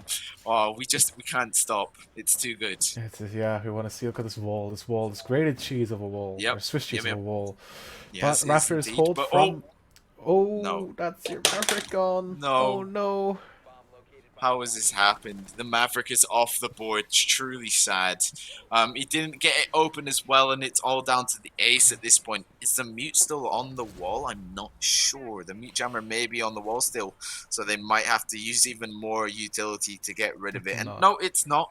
So, all good. They are able to open it from some sorts, and it is gonna be a crouch or a vault breach, though. C4 looking to fly out. He's trying to bait rip it. I like the play here. He's trying to bait out the rip, but nonetheless, still got that C4 in hand, and ooh, Storchash is gonna get aggressive, and there he goes. There's the swing. It's on to Kuzak, and well, Jinx is gonna get one with the VIP. Onecast is gonna get one right back, and that's a nice little refrag 4v2 scenario there. 1:10 left in the round, and Infurious is gonna get tricky, and it's all down to the sledge. The man, the myth, the legend. Is he able to clutch with the L85? I think it is. I'm not entirely Yep. sure. Don't quote me, but the defenders are just flocking to him. Oh, They're just flocking to him like a. Oh, I'm trying to think flock of of birds. birds. There you go. Thank you. You got hungry, me. hungry seagulls, and you hold a piece of fish out on the beach. Is Hungry, basically what's happening. hungry seagulls. Oh Or man, they swarm to him like yeah. bees. Everybody wanted a piece of that pie, and it's finished now. The pie is gone. It's been eaten up by the side of Skittle.JPEG, and with that, round number 5, as they're now Mm. 3-2 in the lead. A good lead, but this is defensive Clubhouse we're talking about. You definitely want a 4-2 split because Clubhouse is Mm. very heavily defender-sided, especially Mm. with the Thatcher and the Hibana ban. Oh, it could Mm. be quite tough for the attack to win some rounds. I'm kind of surprised seeing Arctic win too. The frost coming out from Stockhatch. Never mind, he's teased it. Going back to a Maestro, and we're going back to Gym Bedroom. Good old faithful. The round that they won the second time. Yep. So we'll see if they can replicate that right now in round number 6 as we're barreling down to the halftime of the map. Yeah, extremely close into the last round before our first split. And well, our first split, our only split, sorry. Anyways, it's not, it kind of looks like we might be looking at a 3-3. Skittle JPEG really need to take this round. They kind of need that 4-2. May have been a different case scenario on Consulate, considering that map is kind of 50-50 depending on how your team's playing that day. You know, it's got lots of windows to help the attackers out. It does put the defenders in a bit of a sticky situation, but then again, there's some good defensive sides there. Honestly, Yeah, Skittle kind of need to be walking away with a 4-2 here, and hopefully they will. But I guess indeed. RCTIC might just put their foot down and say, no, I don't think you will actually. You know what I just realized? Kangaroo Kenny has the rank charm from the Aussie season, and he has an actual kangaroo on his gun. Ah, But that yes, won't I matter, like. as Joker does fall down to VIP, as Spawn Peak will be very ineffective. VIP just cleans him off and takes his head clean off as well, and that's an advantage in the side of the attackers, and your Jaeger off the board very, very early on in the round. Yeah, Not that's a good Jaeger situation. off the board, and honestly, I'm not gonna lie, I'm kind of rooting for Skittle here. I've been told by Kangaroo Kenny never to bet against him. I learned that last time when I lost, I think it was like 10k ECS points away Oh, in the bin because I voted against him. But this time, he better come home with a win, otherwise I'm gonna have a serious talk. yeah. Yeah, that's painful, man. I hate to hear it. I hate to hear it. Well, Uh, it it is still what it hurts, doesn't is. it? It still hurts, doesn't it? It's if he doesn't come away with a win today, I'm gonna be a bit sad, but nonetheless, Infurious just playing below and Jinx in that bathroom here, and my magnet's behind the wall, so you know, gonna be draining that utility. And I do like it when my magnet catches an ace charge and Impact's gonna fly out, both of them actually. So no more Impact tricking that wall for you, Wamai. You're gonna have to fall back, otherwise you're gonna be a bit of a sticky situation. Vip pre-firing towards the defenders here, unable to find anything. I think Jinx might have just got that drone there, but I guess we're just gonna have to wait and see. Tricky, he's gonna take some damage here, but Vip's gonna get one in Infurious though. Oh! Right back on you, Infurious. My lord, what are you doing? Getting a You've just double kill. yeah, Oh. you've turned it back to a 3v3. You might have given a chance for your team now. 53 seconds on the round-ish, and well, Sledge now looking to potentially propel himself forward with his team here. Nade's gonna fly out. There goes Kenny. He's off the board, and well, that's a shame. And here comes the Maestro, Alda, and a Dream. 81 bullets. The gun goes burr, but not no more, as Kuzik is gonna take him off the board, and it's all down to Infurious waiting for that plant to go down. It is gonna start to go down, but it doesn't matter. His position is known. Pre-fire's coming out left, right, and center. Is he gonna get C4 off in time? No, he's not. As the Maverick ends his life. Yeah, quite a round there for the side of Yeah, Arctic, ending it with 3-man advantage. 3-3. Yep, 3-3 split. Interesting. I wonder if Arctic can use it to their advantage. I am willing to say that Arctic won the first half just by drawing it. Might sound weird to some people that have never watched Siege before, but this is how the game works. A lot of maps are defender-sided. Maps like Villa, you definitely expect to get at least 4 defensive rounds. But we're not a Villa, we're Clubhouse, but a very similar situation. Very, very defender-sided, especially with the Thatcher and the Hibana band. Heartbreach denial. It's kind of a weird thing, and Hibana just being the Heartbreacher, 2 of the most potent operators on the attacker side are gone, and that is going to be a thorn on the side of the attackers. But Arctic just use it to their advantage. And talking about the last round, they played that really, really well, picking them off one by one. Vip getting the first opening kill there with the amazing headshot onto the Jaeger of, I think that was Joker last round. Absolutely insane. So well played on Arctic. Good for them to getting 3 rounds on the attack. I expect them to get more than 3 on the defense, to be honest. But only time will tell. 15 seconds remain before the attackers are going to spawn in. So let's see how Arctic are going to set up the CCTV hold. The most default site there is on this map, the side that I like to defend first when I play a ranked. What do you like to defend? What is your favorite site on this map, Astra? Bro, I don't even defend. I run into the attackers, open arms with the sausage G, silenced of course, the pillow gun. So that's how my preferred meta of ranked is. If you see me, you should probably leave, because there will be a good few shotgun kills. But Vip, not so fast now, are we? As the Claymore he gets a little beep, and he's like, wait, okay. Easy does it now. I'm gonna have to back away from the door and be a little more cautious. And this time, it might actually get trapped below if he's not careful here. Impact is gonna fly off, not successful though. And well, Kenny, if you're not doing the McCready way, I'm not sure why you're even playing Maverick, to be honest with you, my friend. But anyway, I think Vip's kind of just stuck in Garage, and it might not be the best case scenario for him, but nonetheless, it really isn't, as he's going to be downed. Is he going to be confirmed though? That's a different story for a different day. Is Joker really looking to confirm his kill onto Vip? And well, actually, he may know he's down, but the ping's going to come out, so they will surely know. There comes it.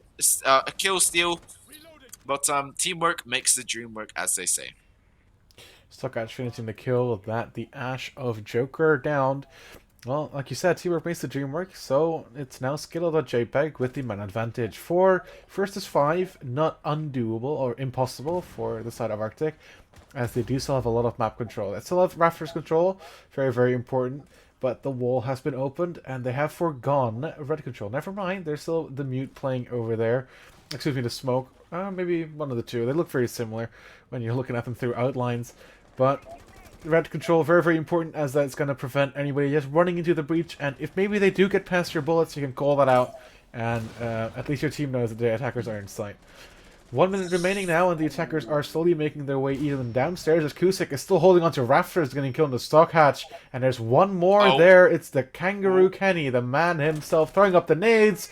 And Kusik is missing his shots, and so is Kangaroo Kenny. So it's just a whiff shot, but Joker from below is going to kill Kusik. Tricky, meanwhile, also getting onto Joker, and it's a 3v3 now with 30 seconds remaining. I don't know how this is going to end up. This is very, very close. Ooh, it is very, very close. I'll tell you that one. Infurious getting ready with those concussion grenades, looking to just push in with his team in 3v3. Tricky though, he's below and he's got that C4 in his pocket ready to be chucked up at the ceiling. And well, Kenny, is he aware of that? That's a different story. He's going to take a little bit of damage. They should know he's planting default, maybe not. Tricky, where's that C4? We need it now through the window, but a TK is going to come out onto Kenny. And well, wait. 2 TKs came out from both sides, respectively. Oh no. I thought the defenders won that. Apparently not. I thought so as well, but apparently not. I am confused though. What just happened? I'm just as astonished as Jerry here. Yes, Jerry. All caps. What just happened? I agree. Whoa, my mind is blown. 2 team kills coming in. One from the side of Skittle.JPEG, and one came in from the side of Skittles, and the other one was from the side of RCTIC. The Legion killed someone, and I think the Ace killed someone. Of their own team, respectively. So, well, yeah, a little bit of clutch from the attackers coming in last minute. If they're doing well in the clutches, maybe they'll do even better in flawless rounds or 3v2s or 3v1, so on and so forth. You just gotta wait and see. And this time, RCTIC, they're defending the basement. We've seen Skittle not have a roam game at all defending the basement. They just went five-man turtle. When they pop into sight, we'll spring up from our positions and start just firing towards them and hope for the best. And maybe RCTIC gonna follow in their footsteps, or take their own path and potentially go for a roam game here. I'm honestly not quite sure. Defending downstairs, one roamer is enough, I think. You don't want to expend too many people on the roam, because if you're downstairs, you have a lot of angles to hold. You have the pit and blue side to hold, the kitchen hatch, you have dirt, you have moto, you have main stairs. There are 5 angles to hold, which is why a lot of teams do prefer to hold it with 5 people downstairs. But I don't know what RCTIC is doing right now. You see 2 people upstairs here now. Interesting. This could work for them or work against them if Skittle.JPEG reads this and they forgo the whole roam clear. The X amount of defenders that are going to be downstairs could just be totally overcome by the wave of attackers that are going to come into the site. And then it's going to be a retake situation. But I'm not sure how Skittle is going to attack this just now, as we do see a couple of roamers coming in from the side of RCTIC. There's definitely one upstairs, is the Legion. And Tricky gets one onto Kangaroo Kenny, and that's your Maverick off the board. That's one form of hard breach. And now you only have the Ace, which means it's only one hatch will be opened for the side of Skittle.JPEG. This is going to be a tough one for them to win with that amount of hard breaching capabilities. Well, Kangaroo Kenny's been off the board, and there's only one hard breacher, and he's got to make a tough decision.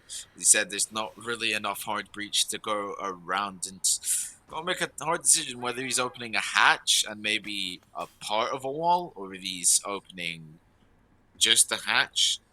I can only think of a hatch and a wall, but Tricky gonna go for their swing here. He's gonna be able. Wait.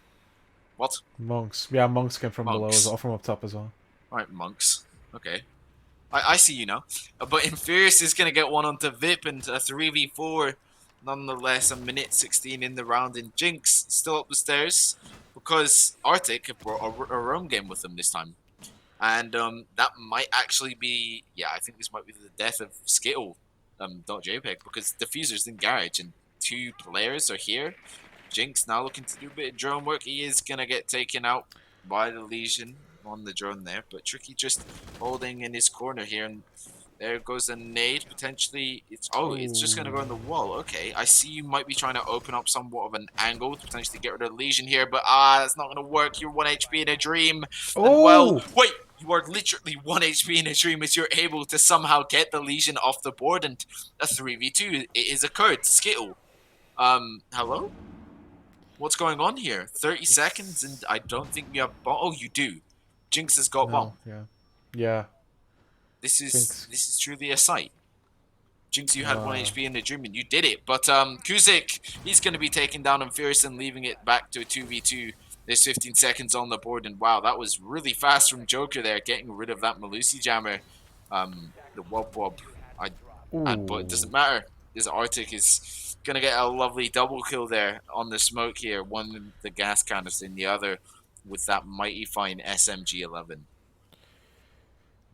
The first two kills that came from the side of Arctic were the Maverick and the Ace. Both Heart Breachers were off the Mm, board when there was 1.5 minute remaining with nothing opened. It was a tough spot for Skittle.JPEG, and they worked their way through it into a 2v2 at the end.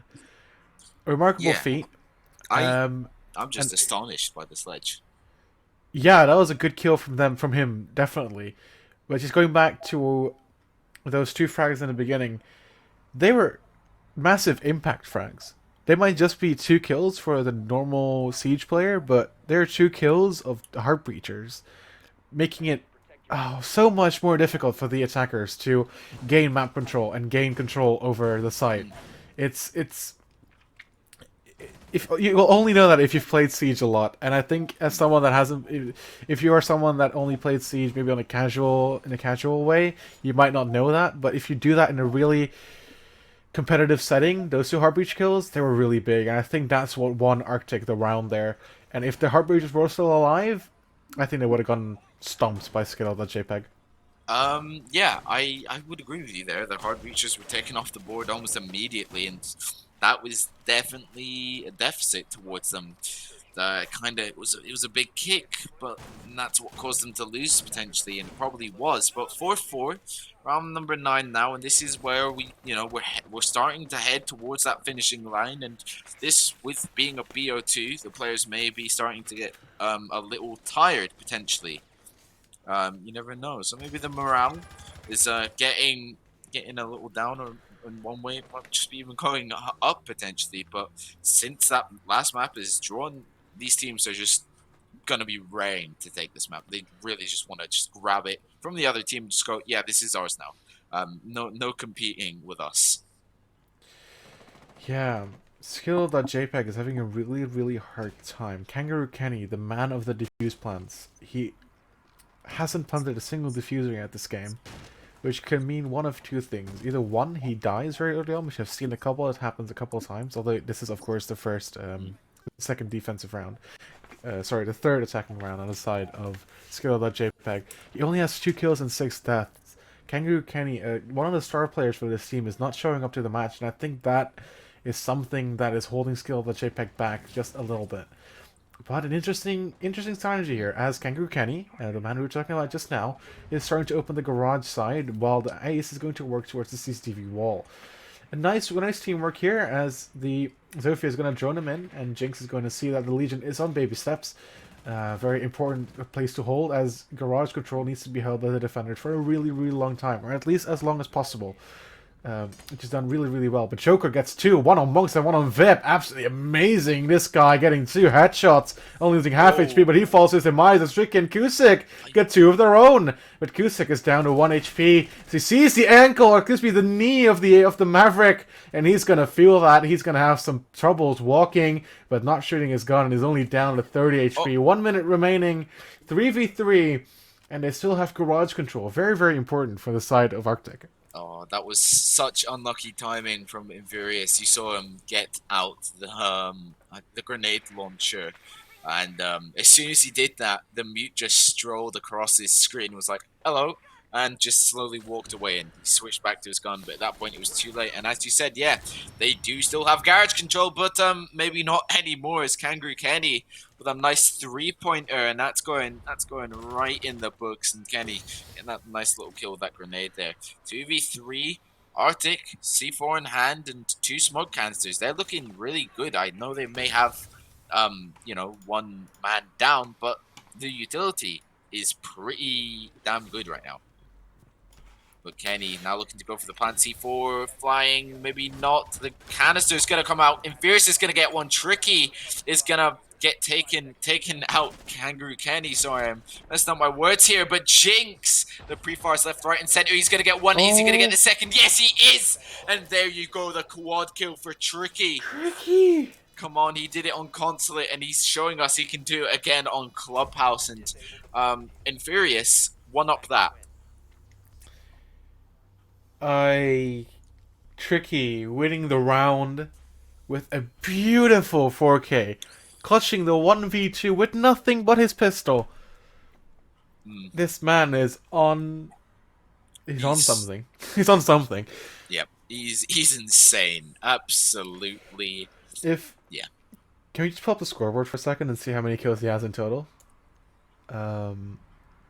He's gaming. My pretty please observer. Oh, observer is muted. Oh, that's sad. Well, we're gonna see that in a couple of seconds anyway. That is just fine.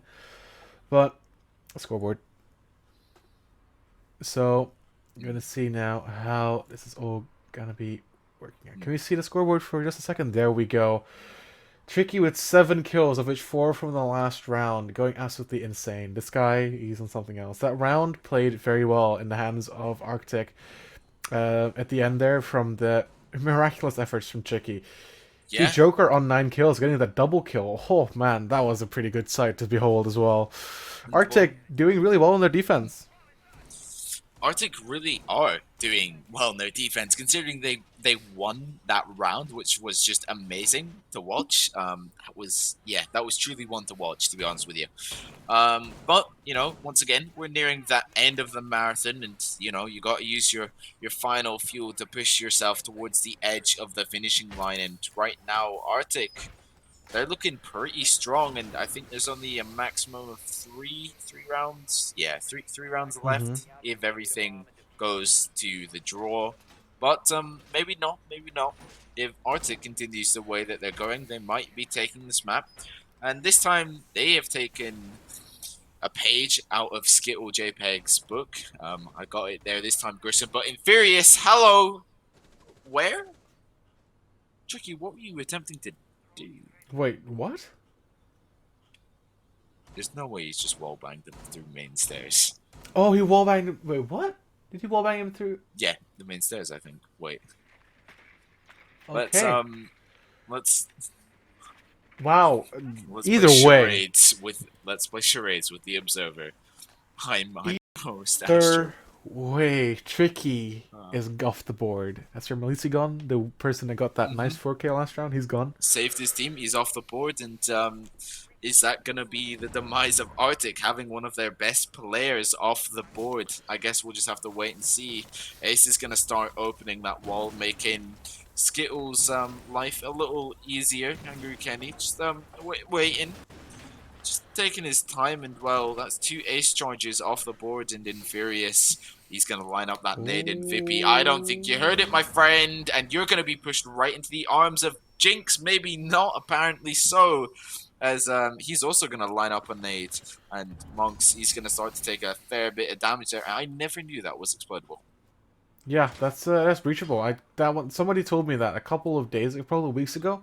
I think it was a co-caster. He basically went, "Yo, you know that wall that floor is really soft and you can actually just shoot through it?" I was like, "Wait, what?" I always thought I was solid. I always thought that was solid, but apparently not. Yeah, was it solid in the old clubhouse? Could be. Maybe that's why I just haven't. I just didn't acknowledge it. It's a long time ago, though. Old clubhouse. It's deep in my memories. Yeah, but Infurious is definitely a new memory that we're gonna have as he takes down 1 and 2. He's on a triple kill. Skittle are on a comeback. Acoustic's gonna get one onto Joker.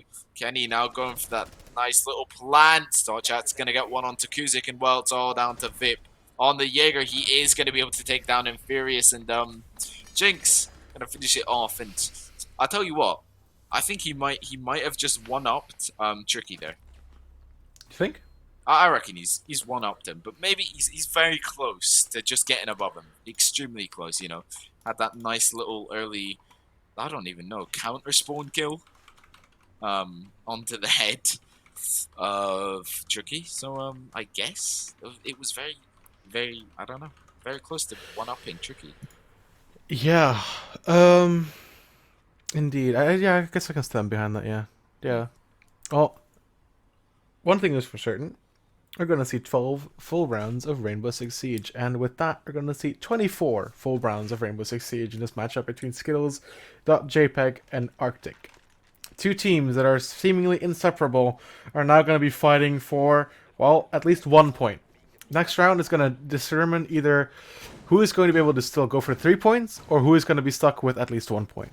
Whoever wins this round has a guarantee of 1, and if he wins, and whoever loses this round is going to need to fight the next round, round number 12, for that 1 point. Because Skittle.JPEG and Arctic are apart by exactly 6 points. Arctic lost the first map. Actually, not even lose it. They drew the first map, which means that their chance of going all the way back to Skittle.JPEG and being on even standing with them has gone out the window. But they definitely want to get these 3 points to at least get away from the team in 4th place. They can go into 4th place by winning this matchup. So, enough rambling about the points. Let's talk about the game, as we are going to see them defending Armory yet again. Something they did successfully the first round with that smoke of, I think it was Svinu, as he is back on it yet again, playing in Armory, absolutely destroying the attacking side. Not to mention the 2 impact kills in the Malusia that killed the Maverick and the Ace the first time they went down into Armory, and that was what won them the round. Infurious is down main somehow within 30 seconds of the round. Is this gonna be how he collapses Arctic and Hatch is open? Alright, what's going on here?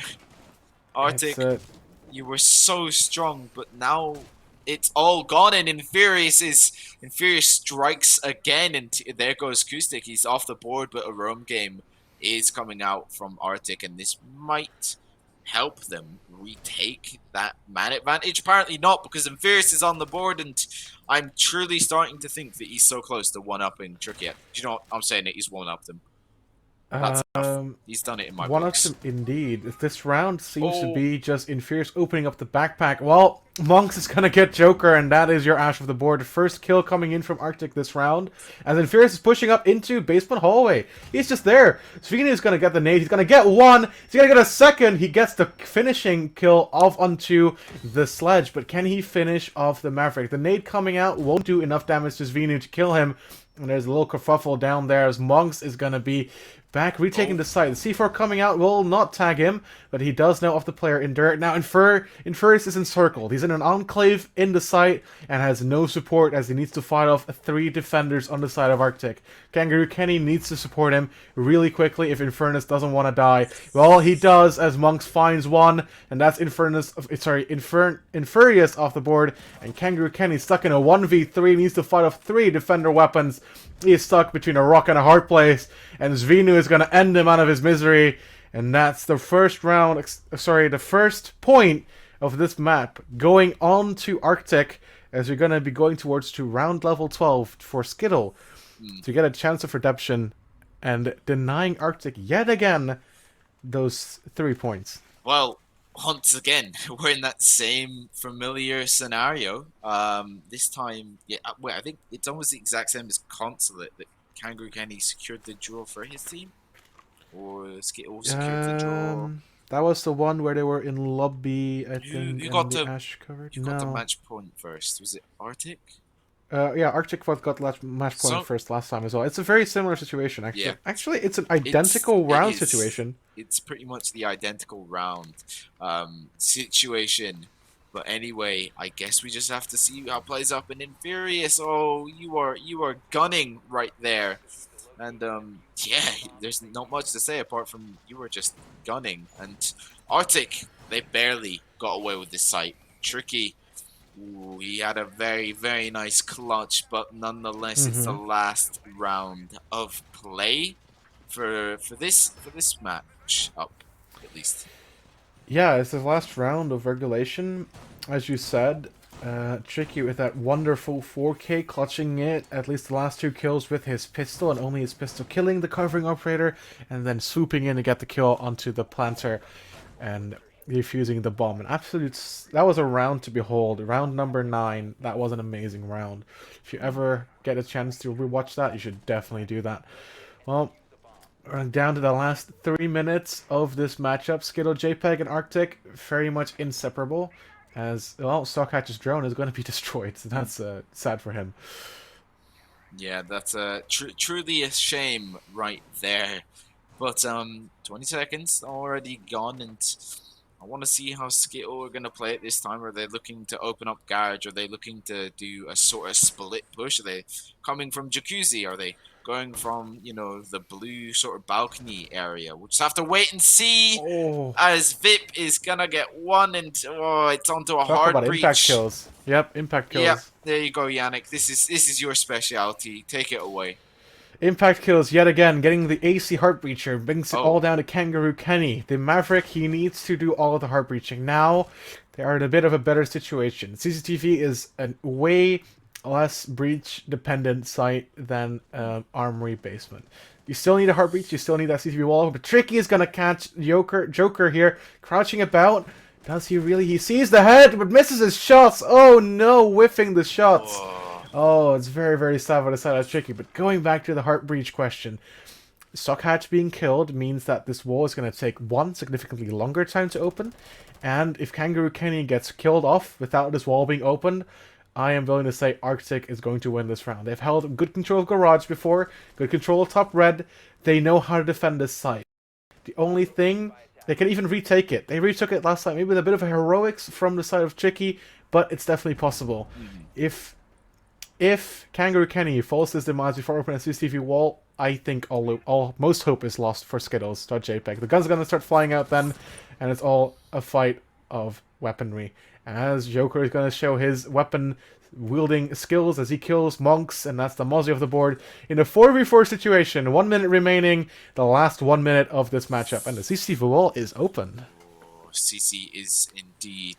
Oh, they're starting to open Garage, but mute. Oh Maybe no! not the best time to start listening to noises, as Jinx is going to be able to take you down. But oh, the Jaeger's still below, and I think this is a very, very good position because they don't know, they misjoined him. I think this might be the play. This might be the one to take Skittle out of the game, and there goes the sledge. Does he hear? Oh Yes, no, no, but yes, yes, Vip! yes, he is to be able to get that sledge, and well, we're back to where we Look at the started. timer. Look at the timer. 3v3, 20 seconds on the board, and you are well and truly right, Yannick. I don't know how they're getting a plant down as VIP gets one. Kenny's going to refrag, and Furious is going to get another, and it's all down to the smoke. He's got to play. I don't know. He's got either. I don't know how he's gonna play this. To be honest with you, He CCIN. gets He's gonna down down him. one! Is he gonna get Oh! Kenny? Yes, he is. RCTIC closing Clubhouse out here, and he's gonna win another nice clutch. And I guess the sun. I don't know. Lucky's just not on Skittle.JPEG side today. My god. What a tense round from RCTIC there. Smoke getting it down to the last seconds. Mm, Infurious was 100%. stuck outside. Smoked off had zero opportunity to run inside without losing HP. Kangaroo Kenny was still in garage, killed the person up in rafters. I don't know what the mute was doing. The mute was just like daydreaming. He was looking at the totally other side. Honestly, if the mute was paying attention, he could have gotten to kill Kangaroo Kenny, and this match would have been over earlier. But he did not, and they got garage control and rafters control. They tried to go for the plant. They should have probably gone for default plant, Mm. but that didn't happen, and the smoke reaped the benefits of it.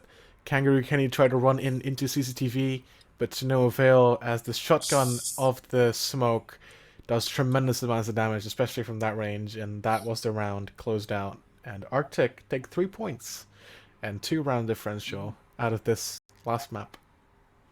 Well, so close, especially in that last round, and I think everything just got a little too close, should I say? And well, I guess in the end, Arctic are able to come out on top. They've secured it for today, and I guess I'm not sure else what to say.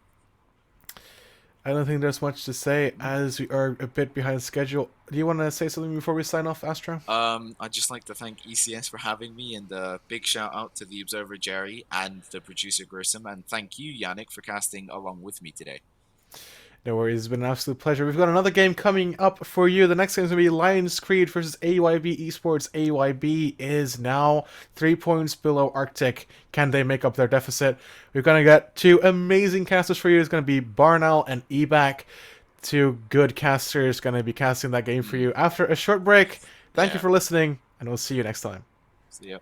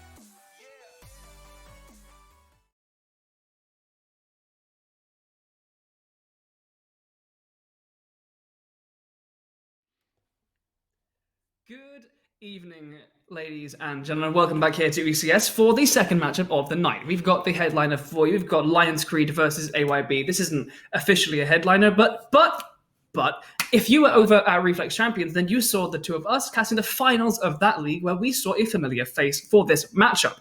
We saw ex-Volcano Zoacrota, ex-Volcano play. Zoacro moment. Coached by and then played for with Steno, the player of Lions Creed, who is one of our teams tonight. We have got this Playday for you coming up with Coastline for a clubhouse between this Lions Creed and AYB. And we're going to dive right into the action because these two teams are firecracker teams. We know it. Coastline is Lions Creed's haven.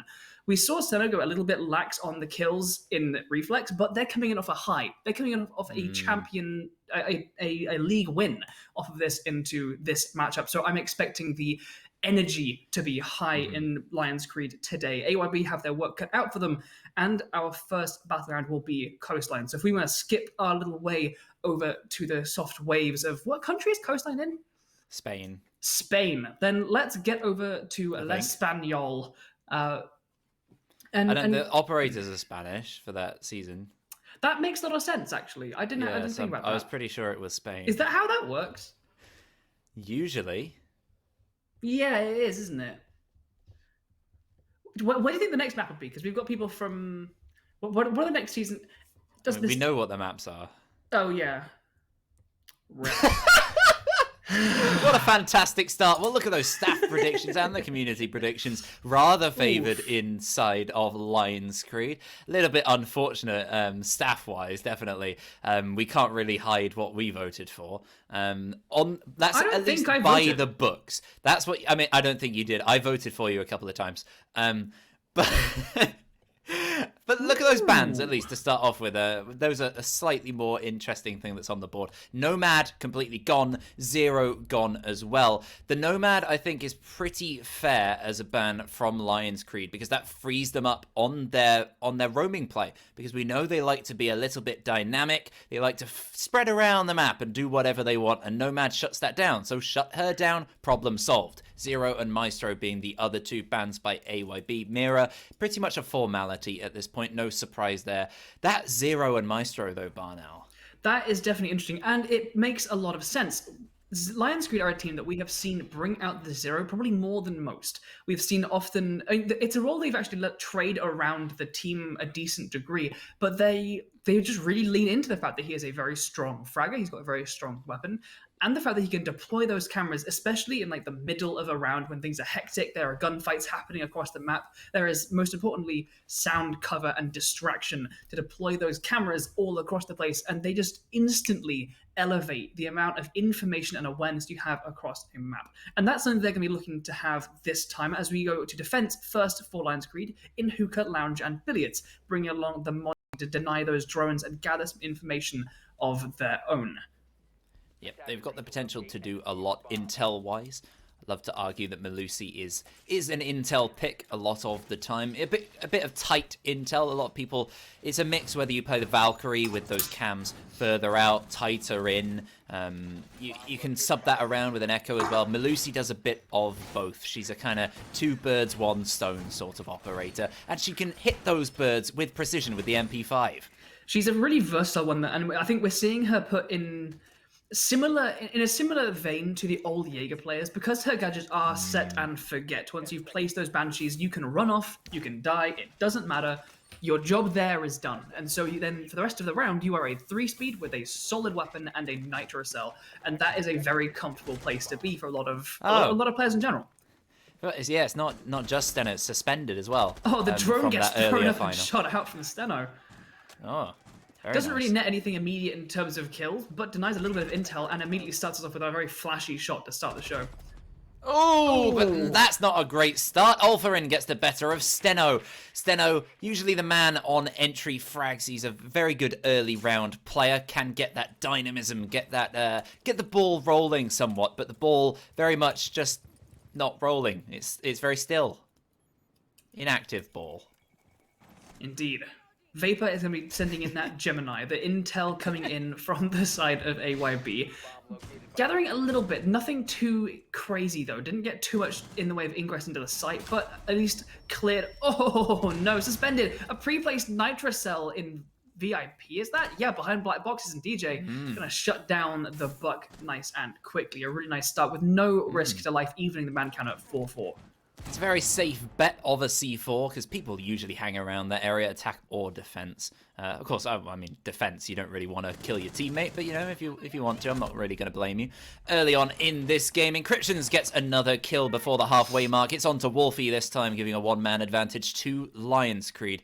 Looking pretty strong right now. They've still got all the canisters remaining. The Legion alive to put Goose down, and a C4 still in the hands of Encryptions, holding a strong position opposite the plant. They're going to have to potentially shoot that out of the air. There's a lot to do here from these attackers. And in terms of utility, they've only got a little bit themselves. Suspended is noting those tracks, but he should be able to sneak by without much warning. Vapor seems semi-aware. He seems conscious of the fact that a flank could come out, but doesn't seem to be directly aware of the Melusi's presence, and Suspended is making sure it stays that way. They are running out of time and utility, as the attackers are very clearly going for this aqua-sided plant. Suspended chips off the man count, all from answers back, with a direct refrag onto the player of the Melusi. But with a 3 versus 2 and a canister still in hand, with only a Zofia and a Yana, they have a frag, the Claymore still unplaced. At this point, they're just pushing in through the aqua door.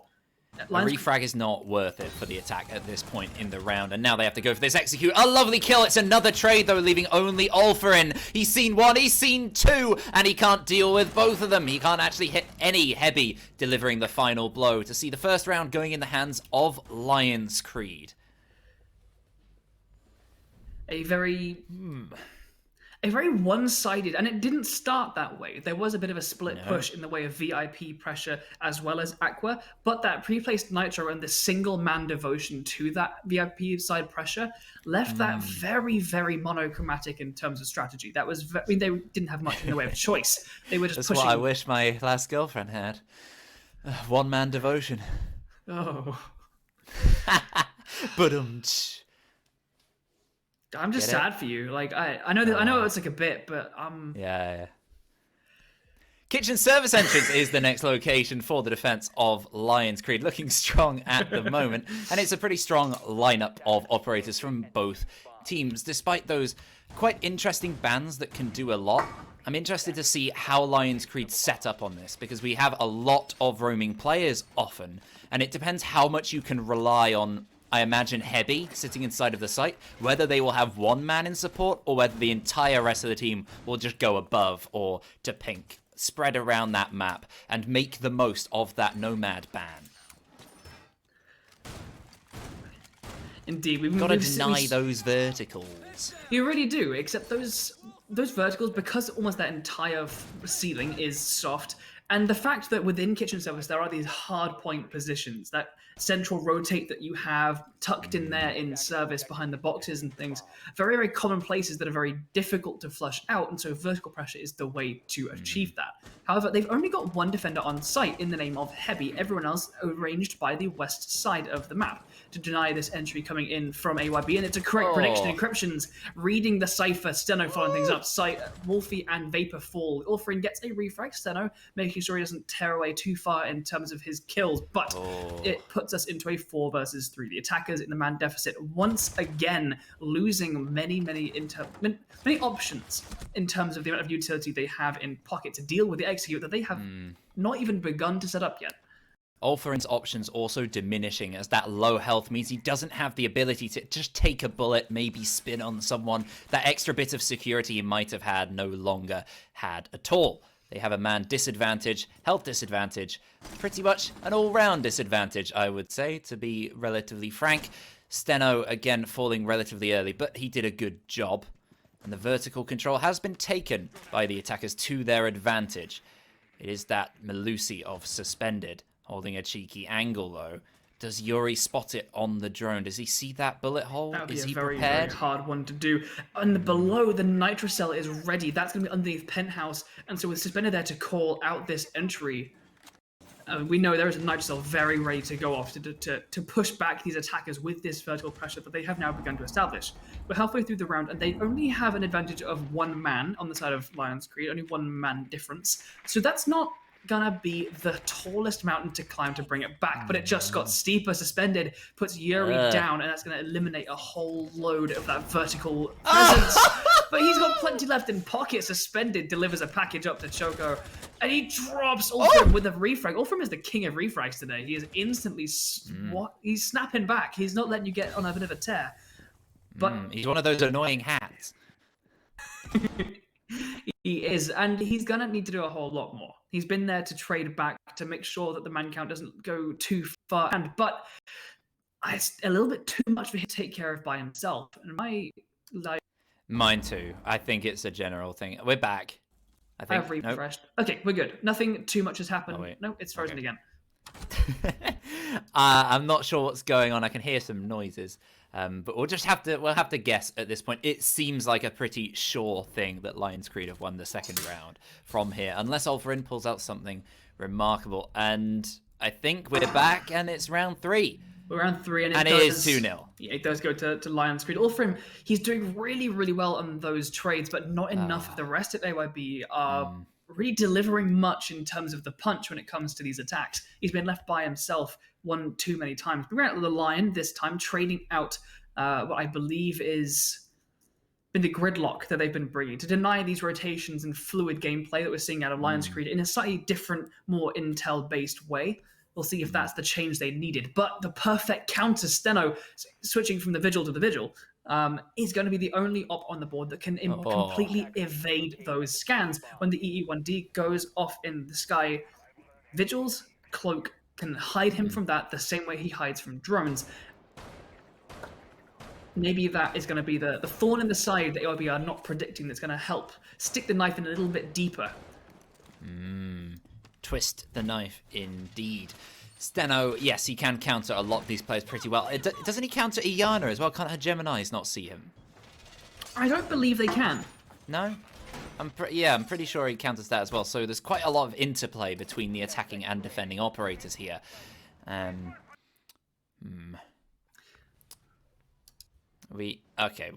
gonna... Sorry if the stream is somewhat laggy, ladies and gents. We're sorting it out. It should be fine in a moment, hopefully. Looks fluid enough on my end, and fluid is going to be the name of the game, because Lion's Creed are going to be able to move as much as they please as Vapor has been knocked off the board. Encryptions continues to tear, with Wolfie being the next one to fall on the side of AYB, bringing us to a 5 versus 3, made it to a 2. Steno elsewhere shuts down Yuri. Choco taking damage elsewhere. This is just... They're not being able to get a single foothold in that map. A vertical shotgun flush amount of positions. Steno's there to clean him up. Goes for a bit of a run, but Ulfrim's left again, once again, by himself. In courtyard. He gets one, he doesn't get the second one. Jumping down. That was such a funny image. Just the players jumping over the top. Like, oh, off we go. One after another, just hopping over the fence like bunnies, and they finally secure the kill. Rather dominant on the side of Lion's Creed. This is a map Ulfrim. you don't want to take them Look at that scoreboard. to. Wow. AYB. If that doesn't tell you a tale of sadness, I mean, Lion's Creed going on a tear, but refrags, and that's it. Lion's Creed going on a tear, but only a tear in the eye of Ulfrin, as it is truly heartbreaking, that scoreboard. It is a little bit. As they complete this defensive rotation, we're going to go back to Hookah Lounge and Billiards Room. We're going to start to see a bit of a shift in mentality from AYB. Something needs to click here, an adaptation in their strategy, in their attacking, in their incision, in how they move together to counter this. Because right now, Ulfrim is getting those refrags, but everyone is kind of a little bit sporadic. They're trying to make these entries across the map, and just Lion's Creed are just running around a little bit headless chickens, but with armor around them and laser beams on their heads. You know, like there's very little rhyme or reason. It's very hard to predict. Whenever you run into one of them, you probably die. Chickens are... Little rhyme? I don't like the sound of that. AYB need to start reconsidering this a little bit. I think either moving in as a full team to make sure they can constantly refrag and maintain that momentum, or a change in operators. We're seeing the IQ come out. She will be a good counter to Steno, as she'll be able to scan and see his cloak when it's active. But aside from that, the rest of this, they look like fairly soft destruction and comfortable weapons, which is good if you're leaning into the frags, but AYB are not leaning into the frags right now. Choco's IQ will certainly help potentially to deal with Steno and find some of these gadgets, figure out what they're dealing with, and get rid of them accordingly. They certainly have the operators to get rid of any utility they might need to. Steno has spotted Ulfarin, but has been felled by him again. I think that's the third time in a row. His only deaths so far have been to Ulfarin. I mean, that's true for everyone on Lions Creed, as he's the only man to get the kills. I mean, he's having a decent day for himself, but that means very little at this point, because AYB need the points this season. They're not in the best position. They want to make sure they avoid that relegation spot. They certainly do. We often want to make sure we're veering away from necessarily praising a single player over the rest, because there's so much interplay within the game that is more than the scoreboard will tell us, in terms of communication, in call-outs, in ideas of strategy, of all this stuff. However, when Ulfram is going 7-3 and not a single other member of the team has a kill, only Choco has an assist, and that is all. You can see why the scoreboard is leaning into Lions Creed's favor. And while Lions Creed do have the man disadvantage, the clock is ticking down. Oh! And Ulfarin gets another, this time onto suspended. He extends his killing spree, and it certainly helps out his team as they have a two-man advantage in a very strong position. He gets another onto encryptions, just a very quick peek, and sees that the Mozzie will not see the light of day. Verns and Heavy, the two remaining men, they've still got a good amount of utility. There's a lot of time and a lot of men for AYB to work with. Verns is going to be under some pressure from behind. They're going to split up men and push from multiple directions. Verns gets the better of, I think, a VIP player. There is another lying in wait who could take out Heavy if they're not careful. A lot of angles to cover and only two men. I mean, if AYB can start to get some traction, I think we might end up seeing a really quite crazy level of kills coming out from Ulfarin. He's going here on the flank. He's here to maybe pick up the downed Yuri. To narrowly miss wallbangs sail over the head of Verns, still hiding behind that. I think he's aware of the position of the downed Buck. A little crawl might expose him, and I think he might get finished off. But no, Vapor has actually slipped into the site. The coverage from Choco is allowing him to get the plan down in default. Smoke has been pushed back a little bit, and Choco there picks up two. One downed and one finished. And he is the first member of AYB, aside from Ulfarin, to get kills, and it does secure their first round on the board. As a game where you need to get kills, I mean, the kills aren't everything, but when you're not getting any on the rest of the team, probably you need to. So at least looking a lot better for AYB. They won that round, not through necessarily just individual plays, but great teamwork all round. And they executed somewhat similarly to the first round, but a lot more successfully. And they've stuck their foot in the proverbial door of this match so far, certainly this map of Coastline. It is always a tall order against Lions Creed. They will have their way with you on Coastline. There is very little you can do about that. Just what kind of resistance can you put up on your attack? Now we're going to see a reattempt here from Lions Creed. They're going for the same site. They can not lose out on some of those early fights. It should be a lot better for them this time around. Encryptions, interestingly enough, opting for the dock. I mean, I think at this point, we know Lions Creed are a very aggressive team. They do things that they're comfortable with. They do things that throw off their opponents. The weakness of Lions Creed, and this is something that is fairly widely known. It's the thing that it's the one kind of it's the Achilles heel of their playstyle. When they start having some success, they can get complacent. This kind of wild headless chicken with the lasers on their heads kind of playstyle can be very dangerous and can annihilate teams that can't kind of organize themselves against that. But when it's a momentum-based chicken. Yeah, I mean, like in conversations with other, people within the staff here of ECS, we've kind of identified that Lions Creed can get complacent, and then if you can take advantage of that, that's where you can find success against them. AYB need to capitalize on that, and they cannot do it in half measures. They need to make sure they are organizing themselves, using their utility to make their advantages, and strike the second Lions Creed take their foot off the gas. Let's see how AYB can adjust. Will we see the same attempt 3 times in a row? Will they be a little bit more thorough? They do like clearing across the map, then adjusting and going for a very typical plant. We've seen very little hookah pressure from any direction, really. They don't seem that focused on the northwest side of the map, which is to mixed results. I'm not sure how much that would benefit them. They're just going to keep on going with their regular plan, and they've taken a lot of ground already. Quite somewhat passive from Lions Creed, surprisingly, at the start of this round. Indeed, it's like when you're going for like full throttle, and then you immediately take your foot off the gas, not in terms of your diligence and your care, but in terms of your movement and pacing, it can throw off your opponents. And you can see Choker His journeying out of VIP. AYB cannot afford to miss steps here. Even if the entirety of Lions Creed are playing on site, which they're not, Suspended is downstairs, his Nitro Cell trustily in hand. Wolferin, man, he's cutting down Steno at every turn. Steno going negative on the KD for now. He's going really aggressive. He's taking these early gunfights. And when he can get on the tear, Steno is an absolute menace. But for now, Wolferin is just a little bit too switched on. In terms of kills for Wolferin, it's not a matter of Weno, it's a matter of Steno. Right now, in terms of getting these kills on the board. He's managed to get 4 on that man. A fantastic start for him. And getting rid of Steno is a really great key towards winning a round. But Choco falling certainly doesn't help. Verns getting the better of him with the 416. He does. And then we got Suspended here. No. Uh-oh. What? No, the anti-climax. That could have been a horrific double kill, but the slight misjudgment on positioning affords AYB a moment of grace. They have a man disadvantage, but they're close to the site, and they have Ulfrin. It's round 5, and he is in double digits already. That is impressive to make an understatement. He's got a sweet round. He catches the smoke off guard, shuts him down. The Vars play, however, is switched on. Verns rotates, pivots, and shuts down Ulfrin, leaving Yuri in a 1 versus 3. Verns still tucked in by that Vars. He spots the leg, but Verns is too quick on the shot. Puts the round straight through Yuri's head. Lions Creed take round number 5, leading us to a 4-1. This is the last chance for AYB to drag it to a 4-2, which is the best they can hope for at this point.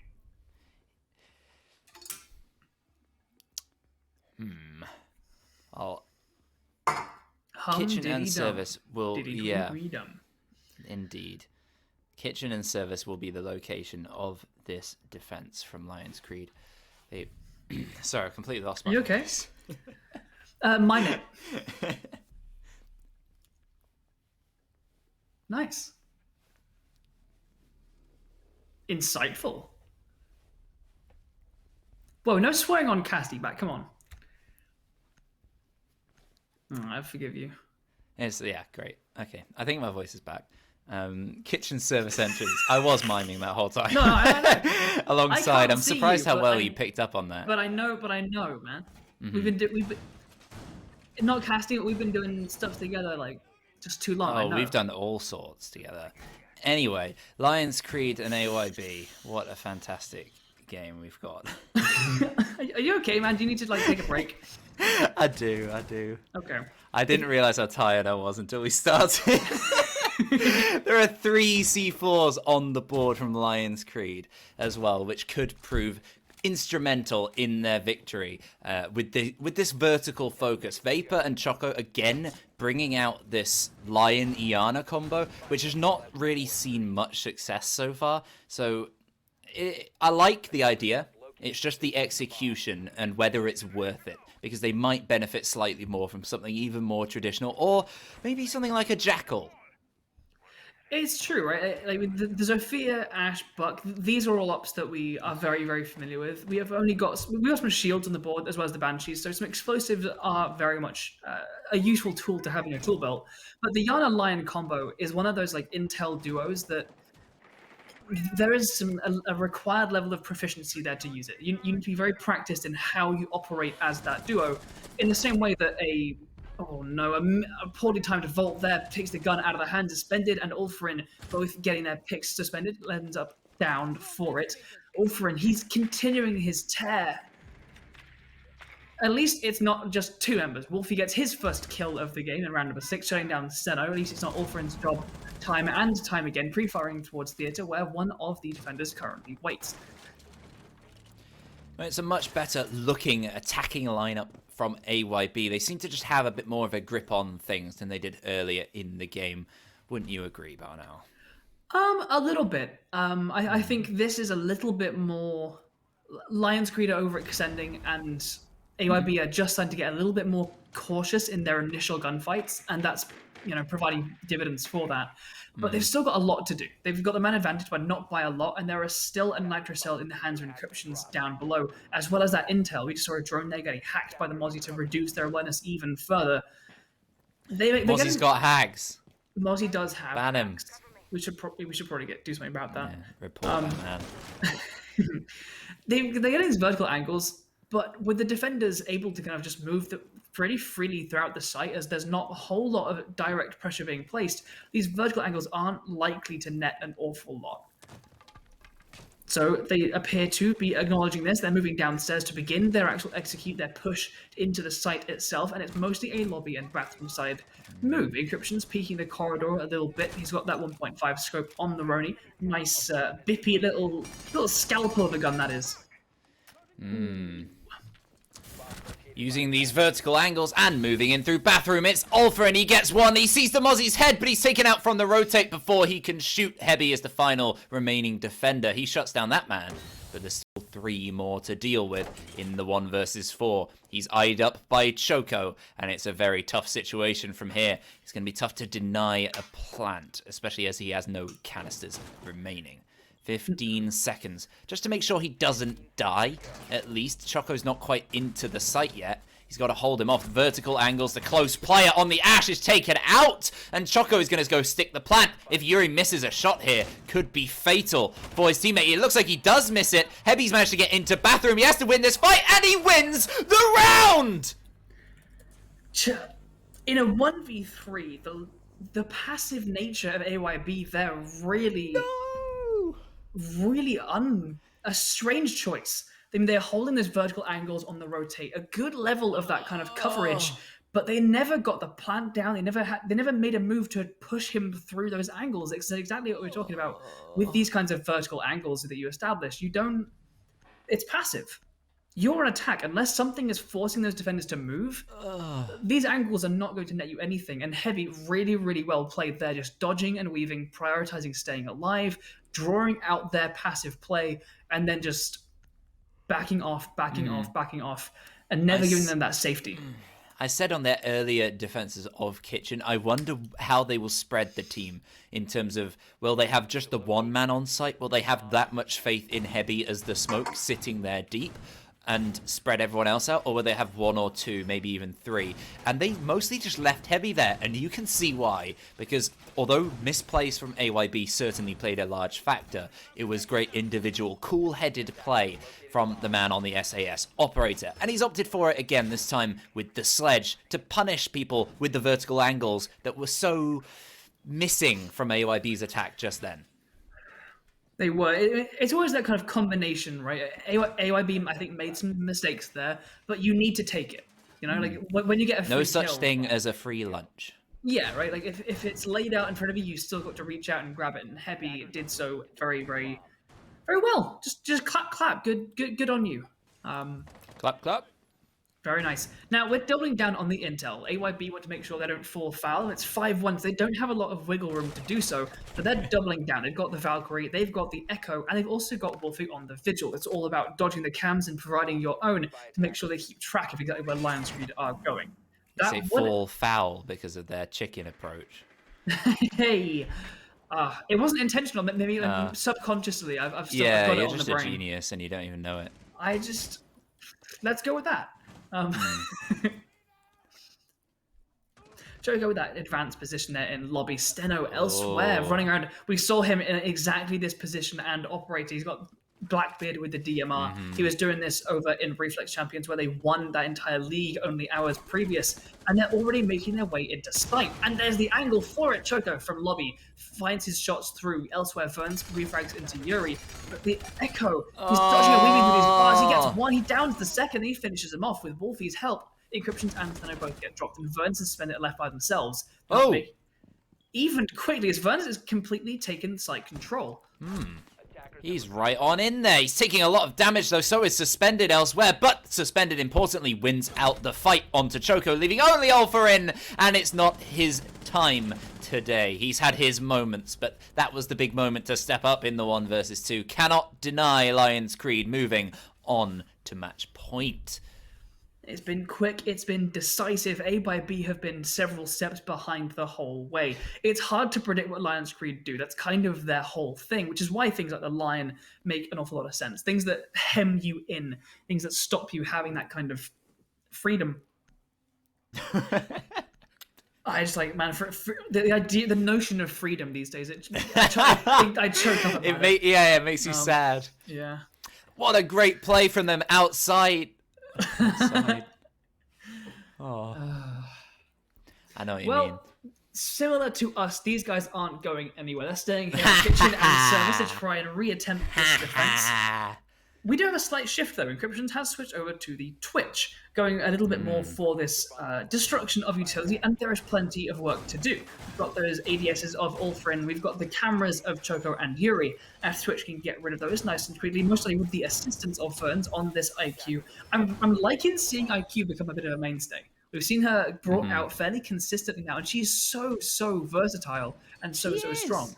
And her with the combination of the Twitch as well to act upon any info is fantastically useful from Lion's Creed, bringing almost entirely, base operators lineup. It's just that little Blackbeard on top, and he's close to. I think it was like the 2nd season with DLC. He is year 2, yeah. I'm very excited for the upcoming season, especially with the introduction of that Gone 6 destructive sidearm. Oh, Ulfrin with an aggressive run out. Doesn't net anything, gets back in sight nice and quickly, but just a bit of early aggression. If AYB can harness that kind of play and catch Lion's Creed off, we might see a little bit of a difference in result, but then Joker Drone's going to get some concussions off. The support is there. I believe that, that's Valkyrie, Yuri, along with actually Ulfrin to act off this information. Yeah, I'm excited to see, with the introduction of things like the Golden Six, to allow operator lineups to free up more and more, to see these kinds of duos, the Yana and the Lion, the IQ and the Twitch, things like the Jackal and the Lion as well, very solid combo. Good start from the Ash. Suspended, he's managed to get a kill. He's snuck in behind enemy lines and he's taking out their forces one by one. Not with, what is R4C? Gets another one onto Vapor. There's one player remaining over in security that he has noted, but he's taken out from the side with the only other remaining player, which is Yuri. Actually, no, it was Yuri over. I'm not sure how that gunfight took place, but it doesn't matter. It's just a 1 versus 4 now for Yuri. He takes out one.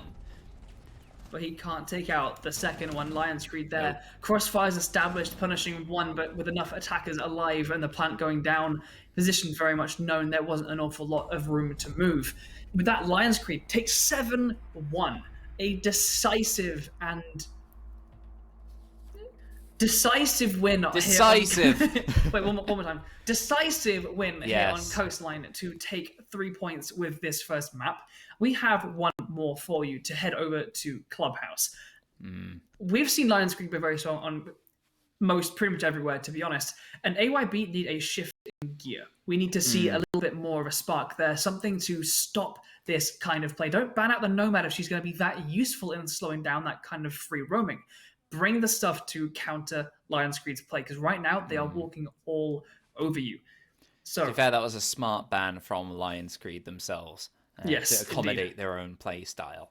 But at the same time, like that Zero Maestro, it's pretty useful in denying Lion's Creed because they do love the Zero. We've seen him brought out so much recently, but maybe something slightly more directly in terms of not just denying their opposition, but enhancing their own style of play as well. That's always the key, right? Playing your own game rather than just countering someone else's. It's always good to prioritize, play how you want to do. They're struggling right now because Lion's Creed are doing exactly that and giving AYB very little room to figure out what they want to bring against it. So, to see whether or not AYB can get themselves in gear, counter this aggressive and dominant play currently coming out of Lion's Creed, we'll be back here on Clubhouse in just a few minutes. So, go get yourselves a snack, a drink. If you need to go, clean your ears or something, go do that. But be back here in just a few minutes for the second map here tonight. So thank you from us, and we'll see you soon.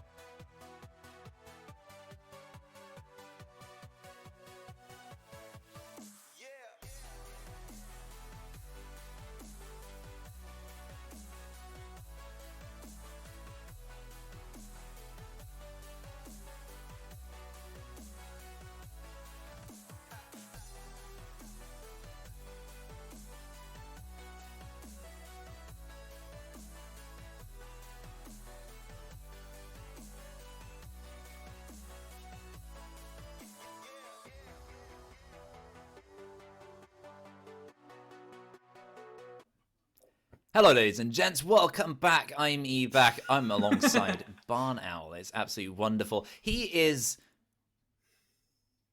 pretty great, I would say. I'll take it. And so are these teams, Barn Owl. Tell us about these teams. All right. We have got Lion's Creed and AYB up for you tonight, up on this serving platter for you. We've got a very mixed set of ratings and stats there, I guess. They're not correct. Don't look at those. Yeah, it's garbage. But we have got one more map to take you to tonight. We had Coastline just a few minutes ago, and we saw Lion's Creed looking dominant. They went 7-1 with a very trademark, very characteristic playstyle. We likened it to headless chickens with lasers instead of heads. It's unpredictable, it's erratic, and it's deadly. Especially, I'm not quite as much joint a poet ownership as you are. joint ownership on all this stuff. Sure. Okay. AYB on the flip side, very, very lacking in terms of the frags, and more importantly, to my eyes, organization to come together to counter Lion's Creed's playstyle. Because Lion's Creed are predictably unpredictable. You need things to lock them down. Ooh, are we in the game? Are we not? Who knows? You can all see my face of confusion as we came back. I'm like, are we in the game? No, we're just taking a moment. We're rehosting in the meantime. But that gives us a moment to talk about AYB. You said they lacked frags. They were frag lag. That's a pretty cool word. Fragless. Yeah, they were dragging behind it a little bit, with the exception, very notably, of Ulthurin. He has been. I get a little crown with like a nice gold, like some spikes on it, some gems and stuff, and put in on it on big, like flashy neon text, refrags, and stick it on his head, because he is constantly moving in there. And when Steno or Suspended or Encryptions strike out at the very first ring of the bell, Ulthurin is there. And he is snapping up those refrags like crazy. We saw them go 7-1, and he still got like 12, 13 odd kills in the end. He was going crazy. And the rest of AYB, I think, got 3 kills in total. A poor performance, it can only be said. But we have got a hole in the map for them to turn things around. We've got Clubhouse coming your way. Now, Clubhouse is different to Coastline in quite a few ways. One, the weather's worse. But 2, they have much fewer directions and areas to rotate through. Coastline is a square, whereas Clubhouse is more of an L-shaped map. It's very similar to Oregon in that kind of respect, where we have the main garage where you can go between 3 floors. You've got red stairs through stock, where you can go between 3 floors, and you've got main stairs over reverse by L. bar. A backwards L, an L, but you're looking from underneath the paper. And using those reverse L. A reversal is exactly what AYB need. That's what they need, to win this game. I'm expecting to see. We saw Nomad get banned out by Lion's Creed. I wouldn't be surprised to see that again, because that worked really heavily in their favor. I'd also like to see Lion's Creed on things like the Oryx, because hatches can be a great way of avoiding things that stop your rotations, obviously. I'd be interested to see what else we can get in terms of roam denial, roam hunting, jackal, Dockerby, lion. These are all things we need to see come out from AYB if they want to shut this stuff down, or strike the site, hit it hard, and then lock them out with things like the gridlock. They brought a good amount of stuff to do that sort of job. They brought the lion, they had the Iana, but not quite using them to the right effect necessarily. I think a slightly more direct and obvious jackal is a very different statement. And if the Nomad is in play, then that'll mix things up a bit, I would think. It's true. And a lot of these Intel ops, they have kind of a complementary duo. Like in the way that like a jackal and a lion, you get those feet and they have to move. So you snap on that lion scan and you see exactly where they are, regardless of whatever they do, unless it's a cav or a vigil, perhaps, to counter one of those two. Things like the Dockerby, great at being able to tell, are they near you? Obviously, this is the point of these ops. And Lion's Creed, you need something to stop them moving so freely. And it can't just be Ulthurin there ready to sweep up the mess when you step in and get killed.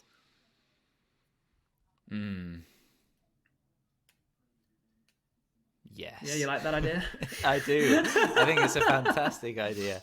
I'm trying to consider in the big brain of mine that is currently half shut off what AYB can do to really bring this back. We're gonna need to see a completely different team performance. If I know anything about these players across all of don't? these leagues, I know T4 Seeds players very well.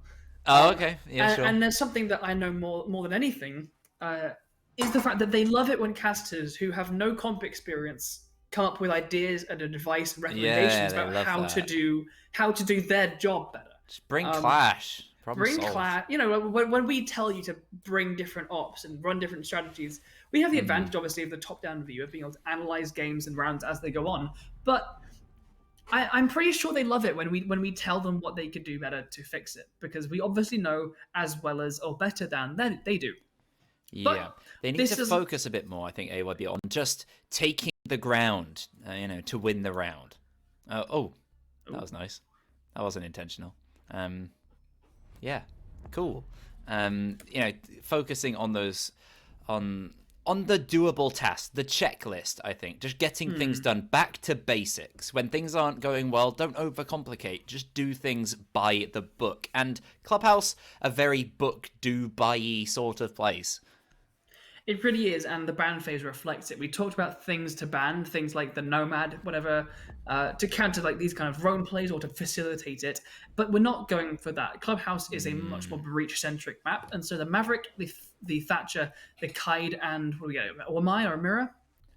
Wamai, I'd imagine. Wamai? Yeah.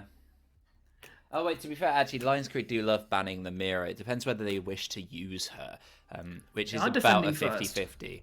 Yeah. She is. It is Mira. Fair enough. I've seen too much Lions Creed this season. I think I've casted every game of theirs, maybe bar one. Just a lot of Lions Creed. Yeah, I do think this means that this is a pattern. Like, we're not comp players; we haven't got this experience, but what we do have is perspective on repetition and patterns and things. And so, what's going to happen is Wolfie or Ulfrin are going to get into lounge. They're going to shoot up at the floor in CCTV and destroy the mute jammer or bandit batteries that are there, opening a hole to try and deny bandit from tricking. To counter this, because I promise you that is what is going to happen to make the main breach happen, something like a Jaeger or a Wamai disc placed in lounge to deny that inevitable use of projectiles. Well, they have got the castle often deployed down in lounge to do such a similar job. Can make sure there's enough pressure with the angles open. You can, of course, with that little drop down, make sure that it's difficult. Currently getting one on the site window, so maybe Heavy is not going for that particular castle setup at all. We'll just have to wait and see what he is doing with it. Well, he figures that out. Steno does jump away from the bandit. No tricking going to come out for this round. As he is instead going to lie onto the Legion. Going to lie? He's going to lie on the Legion. I'm going to lie on the Legion. It looks absolutely like fantastic operator. Going for the setup we showed you describe of the I'm lounge so into defense. this. This will get my energy back. The casting or the castle setup? Oh, the casting, 100%. He's going to go for that kind of lower. He's established the setup at least. He hasn't decided to hold it himself, at least for now.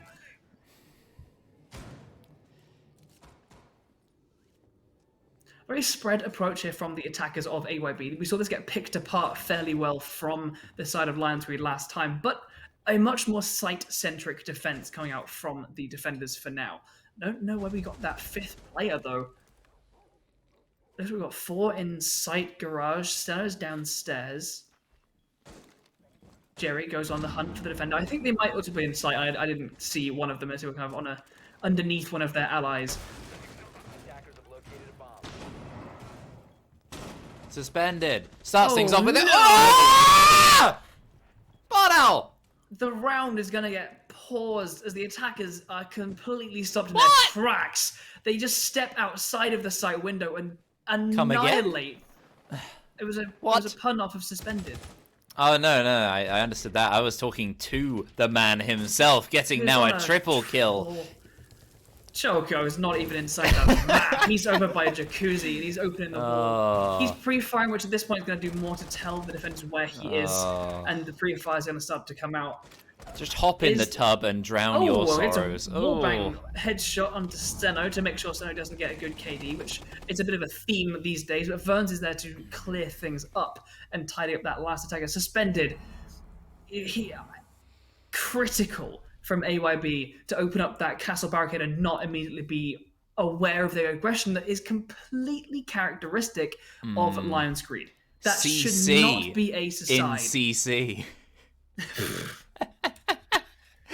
And we move down to Church and Barsenal Room, which is everybody's favourite bottom site. Lion's Creed, notoriously quite strong at defending this. I think this is one of the sites that really sums up Lion's Creed as an organisation. They are very, very strong at having those sitting players that they can rely on and those set strategies, and then the improvisation on top of that. This site is like a 3-tiered cake. I was speaking about that. I can't remember whether it was last time in ECS or who it was who was playing. I don't remember. But you've got that bottom floor, and then you got the middle, you got the top. The top is the icing on the cake. You can do that. It's nice, it's tasty, and then there's the meat, which is the first floor, and then you just got like the sponge and stuff on the bottom. It's a nice. There's something in that. I guess there might be. Kind of relying on you to say something clever. No, That's what you do. No. You're the clever one. No. I'm the ginger one. You're the clever one. No. That's how it goes. No. I'm serious one, and you're the funny one. Nah. Okay. Well, speaking of smart ones, Kenny is in our staff chat providing us with the stats, and as of that previous map back on Coastline, looks like Verns has officially hit the 100 kill mark for the season, setting the absolute record for hit at ECS. So congratulations to you, Verns, as he ties up the end of that last round as well. He's going to be continuing that record, setting the new benchmark for what players are going to be aiming for. But speaking of what people are aiming for, we're over here in the basement. A nice extended roam comes out. Ulfrin, so far not fragging his way to victory, or lost as he did last time. Encryption shuts down lethal entry from Vapor. That's what I said. I know. And then Encryption shut down Ulfrim as the blue push is being completely denied.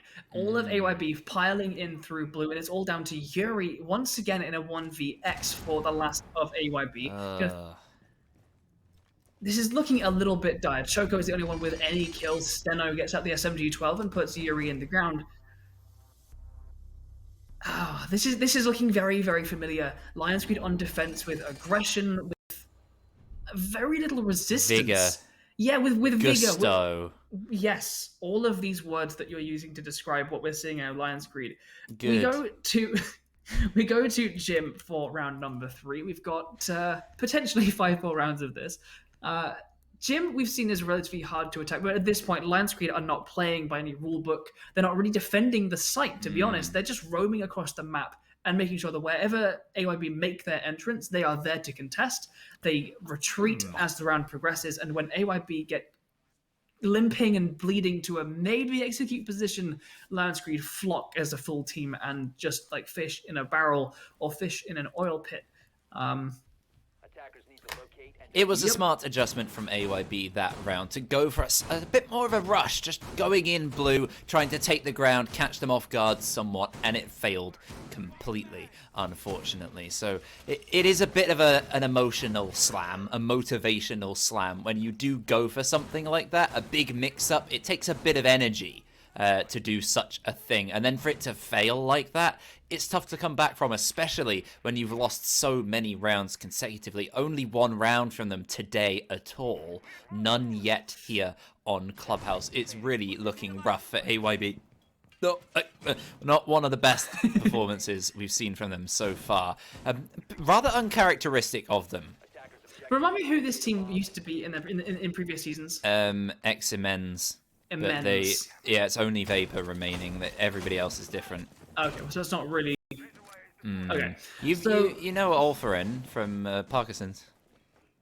Don't speak to what I remember or don't remember. Yeah. Okay. It's mostly nothing. He played IQ on Consulate and got stuck in a bench. Oh, that guy. That guy.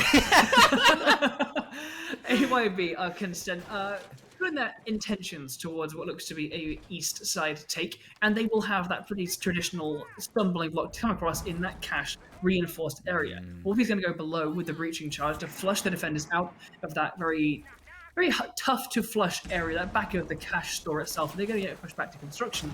Good use of vertical knowledge and Ulfarin's weapon there to clear out the man count and also the ground.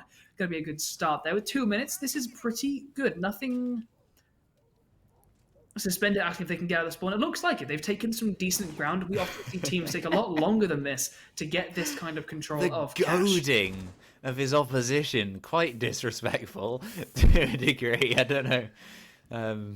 I don't know. We've seen this sort of play before. It was in ECS last season. I think it was Shreks and Hobbits who called on this map, on this particular push, for someone to go aggressive. And that's what's happening here from the defenders. Steno jumping out of the gym window, getting caught out again by Ulfarin, always managing to find... oh, wait, was it... No, it was Steno jumping out of that window. It was, yeah. Uh-oh. This position, though. This mute. Stuns coming in from the gym window onto the castle of encryptions playing on the site. Very spread out, these defenders, but in key positions, and there it is! The pickup is there. Choco is aware of that position and shuts down the mute player of Verns. Your record will not extend any further this round, and encryptions getting back on site nice and quickly. To 2 versus 3 with a minute left on the clock. This is a lot of time to start burning away at your execute. Encryptions, however, is going to shut down Ulfarin. We've got 1 canister left in the bag and 55 seconds on the clock. Flashbangs in the hands of the Hibana as they consider how to make this entry. Oh, Encryptions has fallen. It's only Heavy standing now. He's going to use those smoke canisters, buy himself some time. A little bit potentially trapped in that position. He's going to move through towards Logistics. So try and catch off one. He does. It's Vapor. Only Wolfie left. But Wolfie, importantly, comes in, gets the refrag. He had the down on the down player, the castle, and job done for AYB. So much more effective that round. Yeah, gotta commend their take of that cache stumbling block, that hard point that we see so often become a very significant problem. Teams often take it. You rarely see teams completely fail to take that ground, but within a minute, that's pretty good time efficiency and a good use of vertical gameplay to make sure they flushed out that position to do so. And eventually they just eroded, pushed back the defense into the site, and just kept the pressure on and get chipping away at the man count, and good there of Wolfie to sweep in for that final refrag and take the round. Efficient. Yes, go ahead. Keep going. I was just vamping, just restating the same thing. No, I over was and going to over do a again. terrible joke. So No, just... you should do that. No, I shouldn't. Here's All a right, box, here's a box to CCTV. stand on while you say it. I'm all right. You can take it back. You need it. CCTV and that was a height insult because Barnell's a tiny man. I'm a he's tiny. not. He's one of the tall. I think he's on the minuscule taller side. 5'11". Yeah, I mean, I'm dead average. To be fair, you're probably not the smallest here. I haven't done the heights of all the I need to do that next. We need to do that. I'm so we can working make on sure some we're insulting staff the right stats people. for playoffs. You are one of the oldest casters. I believe you're the I think fourth I'm oldest caster. No, the third eldest caster in the list. It Yeah, goes 'cause it Jerry at 26. Jess is 25. Yeah. Then you're 23. I'm also Yeah. 23, but you're a month older than me. I think I'm an older 23 than you are. Which means I'm smarter, and that's why Yes. I do the color casting, and that's why we're gonna see AYB making this pretty standard approach here, getting onto the roof for a good start. But we've got, in terms of Dinar, we've got the mute of Verns, a nice little swift move downstairs to get rid of this from the Ash or the Zofia. It's gonna be needed, but Steno is downstairs there to deny that. But it's a very spread attack. We've actually got AYB jumping into logistics and taking from the massive bedroom side all at once. And so no one is available to run underneath right now and deal with that jammer. But some good movement there, flushing the player around that bed and exposing him to lots of cross angles, dealing with that pressure. And again, taking this kind of ground, pretty good time efficiency. Knocking off suspended is a good thing to do. He's been fragging out a little bit so far today. It certainly wants 3 goods, and oh, that certainly again! doesn't. Again, Steno. No! You cannot allow him to do this! It happened before, we criticized it then, but to do the same thing, make the same mistake twice, not at the cost of 1 man, not at 2, but at 4 in total today. An absolute catastrophe for AYB. They still have enough men remaining, though, to go for an aggressive push. They try, but it's in vain. Yet again, Ulfa falling on that execute. He went solo. I mean, you also know It didn't work. You could tell by the way he's pre-firing and kind of flailing a bit at Garage, a little bit somewhere else. Don't know. Jumping out, gets up Wolfie, elsewhere Vern shuts down Choco, and that's going to be round number 4 in the hands of Lions Creed. With just, like, I want to praise AYB for taking the ground that they're taking, but there's just a little bit too much carelessness, especially with repeated mistakes like that. Just, yikes, is all I can say at that. They want to be on top, but all they've got is flop. Lions Creed, cream of the crop. It's a very flaccid attack from AYB right now. Yeah, it's a little bit limp, to say the least. This is probably, so far, I mean, it could turn around. It's 3-1. I mean, they're on the attack of Clubhouse, which is historically tough, against a very tough opposition. So who knows? It could still be turned around from this point by AYB. But as it stands right now, this is one of the most dominant one-sided performances I've ever seen in Major Division. It speaks to the fact that Lions Creed right now are just so comfortable. You can see They're having fun. They're having fun, and you can see as well, like Someone when has to. when I'm someone, joking. No, sorry. No, they are enjoying their play style quite well, and it's lovely to see. we can see as well, they're going so hard on these roams. If I were an idiot, I'd call this an SSG roam just because it's an extended roam on a church defense. Yeah. But this kind of roaming behavior is very characteristic of Lions Creed. They're defending everything from CCTV to church, because they know that wherever they are, they can take their 1v1s, and AYB are not really moving in together as a full team in many of these locations. When they do take the ground well. Like when we saw them take Gym and Master Bedroom as part of that CCTV attack, they worked really well. They took logistics, they took into Gym, they established crossfires, and they killed their opponent. Great, that worked. But when they're not doing that, they're getting shut down almost unanimously. The Lions Creed are just, if they take a gunfight, you can see it in their eyes. They are hungry and they are confident, and they are coming at you. Smile. They're just like, they look like they are very, very confident in their gunfights. They're going into every fight with the feeling of, I've got this, I'm winning this. That does make a huge difference. It really that being does. said, suspended first man to fall. Again, I think that's 3 rounds in a row, struggling to make an impact at the start of this map. The rest of the team doing the job, but the rest of the team is very minimal. 3 players, in fact, as Steno falls on that Jim Roma. Just wall-banged, I think, straight away. I mean, this is what we need to see, right? AYB are taking that top 4, they're droning each other around, they're establishing these crossfires, and they're getting rid of these roamers, and with pretty good time efficiency as well. Knocking us to a 3-5 with about a minute and 50 left, they can start getting to the site itself. As long as they don't take too long to get to aggressing onto the site, this could start to look pretty good for AYB. Well, they've been afforded the control of at least the vertical side of the map. Vertical side. It is a side. I mean, like a mental side. A box side. has 6 sides, one of them being the top. Strategic side, like, of the game. Not necessarily like location of the map. Wolfie makes sure that encryptions is taken out. It's a 5 versus 2. Oh, it descends even further. Vern's left all by himself. He doesn't even manage to get one. Wolfriend shuts down him as the final. And AY with a flawless round on a church attack. That was really, really nice. That was exactly what we need to see out of AYB. Coming together, entering together, establishing those crossfires and getting the information to eliminate those roamers with really good time efficiency. Descending into the site again together. That was really nice. And it's playing on what we talked about in the last map. Lions Creed can fall victim to hubris. They can get cocky. And often they can afford to be because they are very talented gunners. That's mostly what they all are. They run around and gun, and they're very good at it. But when they can start to get a bit cocky, a little bit complacent, as long as you keep yourself together, you keep your head in the game, your strat book open, and the same song sheet in front of all of your players, you can start to play into that. You can start to take advantage of that and play your own game. And that's what AYB, I think, did in that last round. And it's all into a flawless. We go back to Jim for Lions Creed's final defense. How confident are you? They won Jim. AYB won Jim last time, but it was scrappy and it was close. And it came down to Wolfie sweeping round and effectively a 1 versus 1. How are you feeling about AYB right now?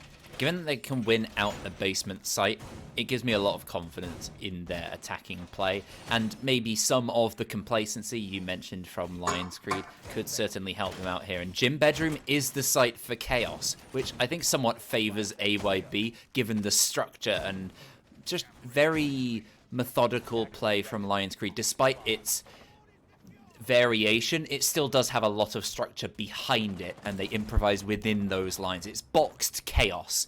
But oh, Steno's dead somewhere. Oh, he's peeking towards the spawn. Being punished. Oh, wee bit silly. Aye, it can happen. It can.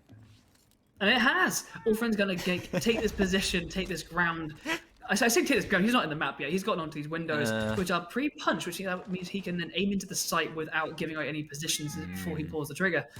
We've got this same nice unified attack here from Cash. Hard Breach coming out to try and deny these walls. The same low set angle, but suspended beneath. Oh, no! Beautiful double kill. He's out the ass with Wolfie there with the refrag to make sure it doesn't fall out of their hands too fast. Bring us to a 3 versus 3. Suspended a beautiful flank there.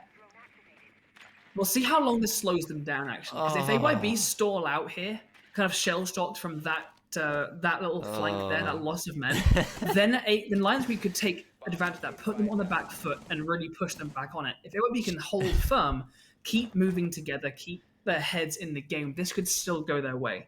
Choco puts the where in awareness by not being ready for that move from suspended. Oh man, that's a good one. I need to use that.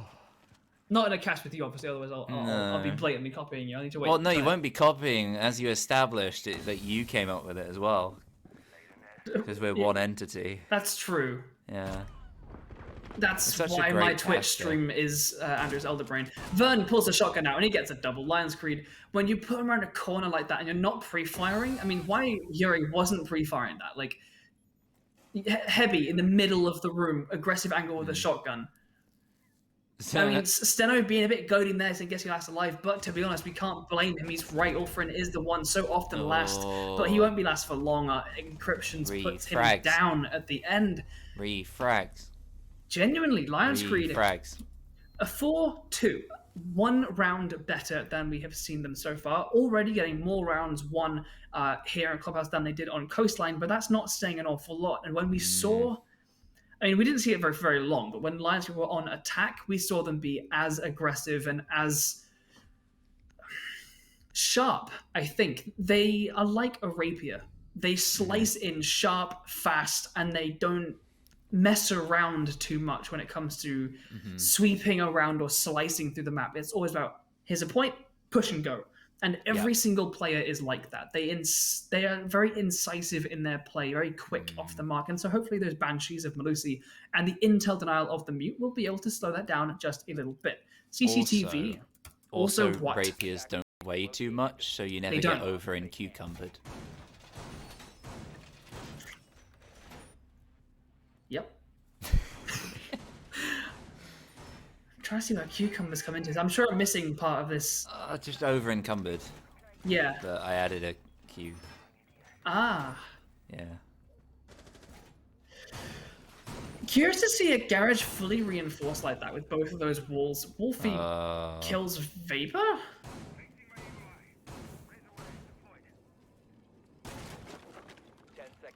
Steno continuing the trash talk. He's a bit of a knob, isn't he? Yeah, to be honest. AYB seem like they're buying into it a little bit, though. You can see that they seem rattled. They seem a little bit off their own, off kilter. you know, a little bit. Their keel is a little bit bent out of shape, and you can see their ship sailing straight. They're wobbling a little bit, and Lion's Creed prey on that. They are rocking the boat. They are indeed rocking the boat. Lion's Creed just they are hungry for that kind of insecurity that you see in that kind of play. And when they get going like that, they are the kind of people that like to say so, like to draw attention to it. And it's one of those things where like someone being cocky is a frustrating and an annoying thing to see. It's not super sportsman-like, but you also can't say they're wrong because they are delivering on that. Yeah. Heavy's going to make his entry into Garage, get rid of that default cam, and consider how he's going to take control of Rafters. But there's not an awful lot of denial there. So, oh, no, I'm wrong. Choco is there with a bunch of ADSs. I thought with the dull reinforcement that they'd end up with a more abandoned space. But Yuri drops a Nitro Cell down onto Steno, making sure we stay at a 4-4. Minute and 50 less. Is Choco aware that the player is so close? He doesn't seem like he is. Verns jumps over the top, and he manages to shut down the Maestro. Those cameras will remain inactive, and Hibana has control of Garage. It is hard reinforced up, but that's why the Hibana's there. Less than half the round gone. They've already taken Garage control. They've got a man advantage. Not sure what cameras Steno got down on the Zero, who's not banned out this time like he was on Coastline. There is a lot in the favor of Lion's Creed right now to try and get their 5th round, 1 away from match point. Still a long way to go. Evil Eye's taken out by Suspended. He's going aggressive towards the cache site, and he gets a kill for it. A lovely shot onto Wolfie, quickly refragged by Ulfarin, the man always stepping up with those key kills. Wolfie has been quite instrumental as well to AYB's success for those 2 rounds as well, stepping up and joining his teammate, actually going above this time. A bit more of a team spread from AYB, but again, it falls mostly in the hands of Ulfarin. Yuri alongside to pull this back, but as I say that, Yuri's taken out, and it's all for Ulfarin again, but he can't deal with Verns. None of them can. A double for the Hibana, a triple in the round, and Lion's Creed assert themselves, really, onto 5-2. They certainly do. They're 1 away from match and series point as they take their sights fall onto the next defensive site, which will be their objective. Church and Arsenal is going to be that playground, and we're going to see a pretty similar lineup coming out from AYB. Nothing too surprising in it. They're all pretty versatile defenders. Whoa, that's a great idea for an operator. Just the playground thing and the hatch kind of play reminded me. So you get an operator who can open a hatch, but he opens a hatch by like setting up a slide and then dropping it. So it makes a slide, and then you can slide down the hatch. And it's bulletproof, so it gives you protection like from certain angles on the way down.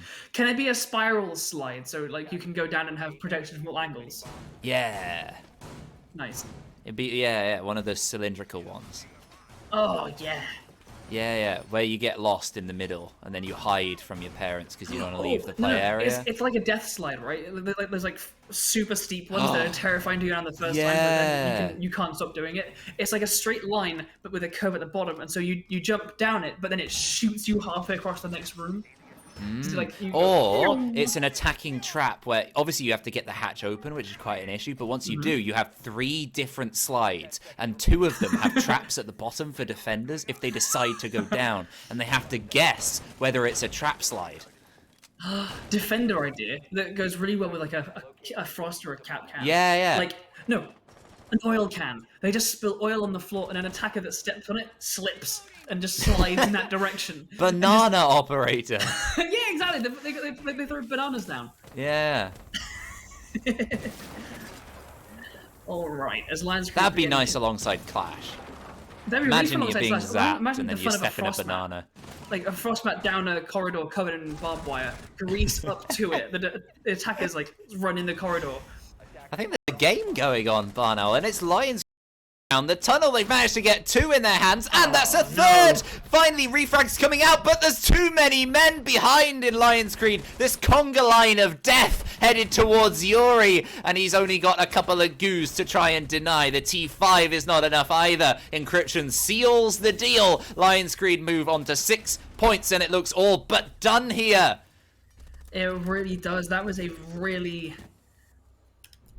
I feel like AYB... Choo. Come on and join the conga. AYB did not hear that train coming. They didn't look both ways, and they have been flattened by it. obliterated. Just like that guy from our secondary school. Oh my god, dude, that's not cool.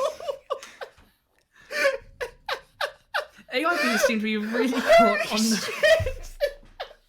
AYB seem to be really on the back foot. They're off balance, and Lions Creed are just driving the nail home. They're swinging the hammer, and Sledge is on the board to do so, as they find themselves attacking CCTV and Cash, as what could be the final map, the final round, the final site of this series. Defenders, protect your bombs from being defused by attackers. I think Ebag might have just deleted himself.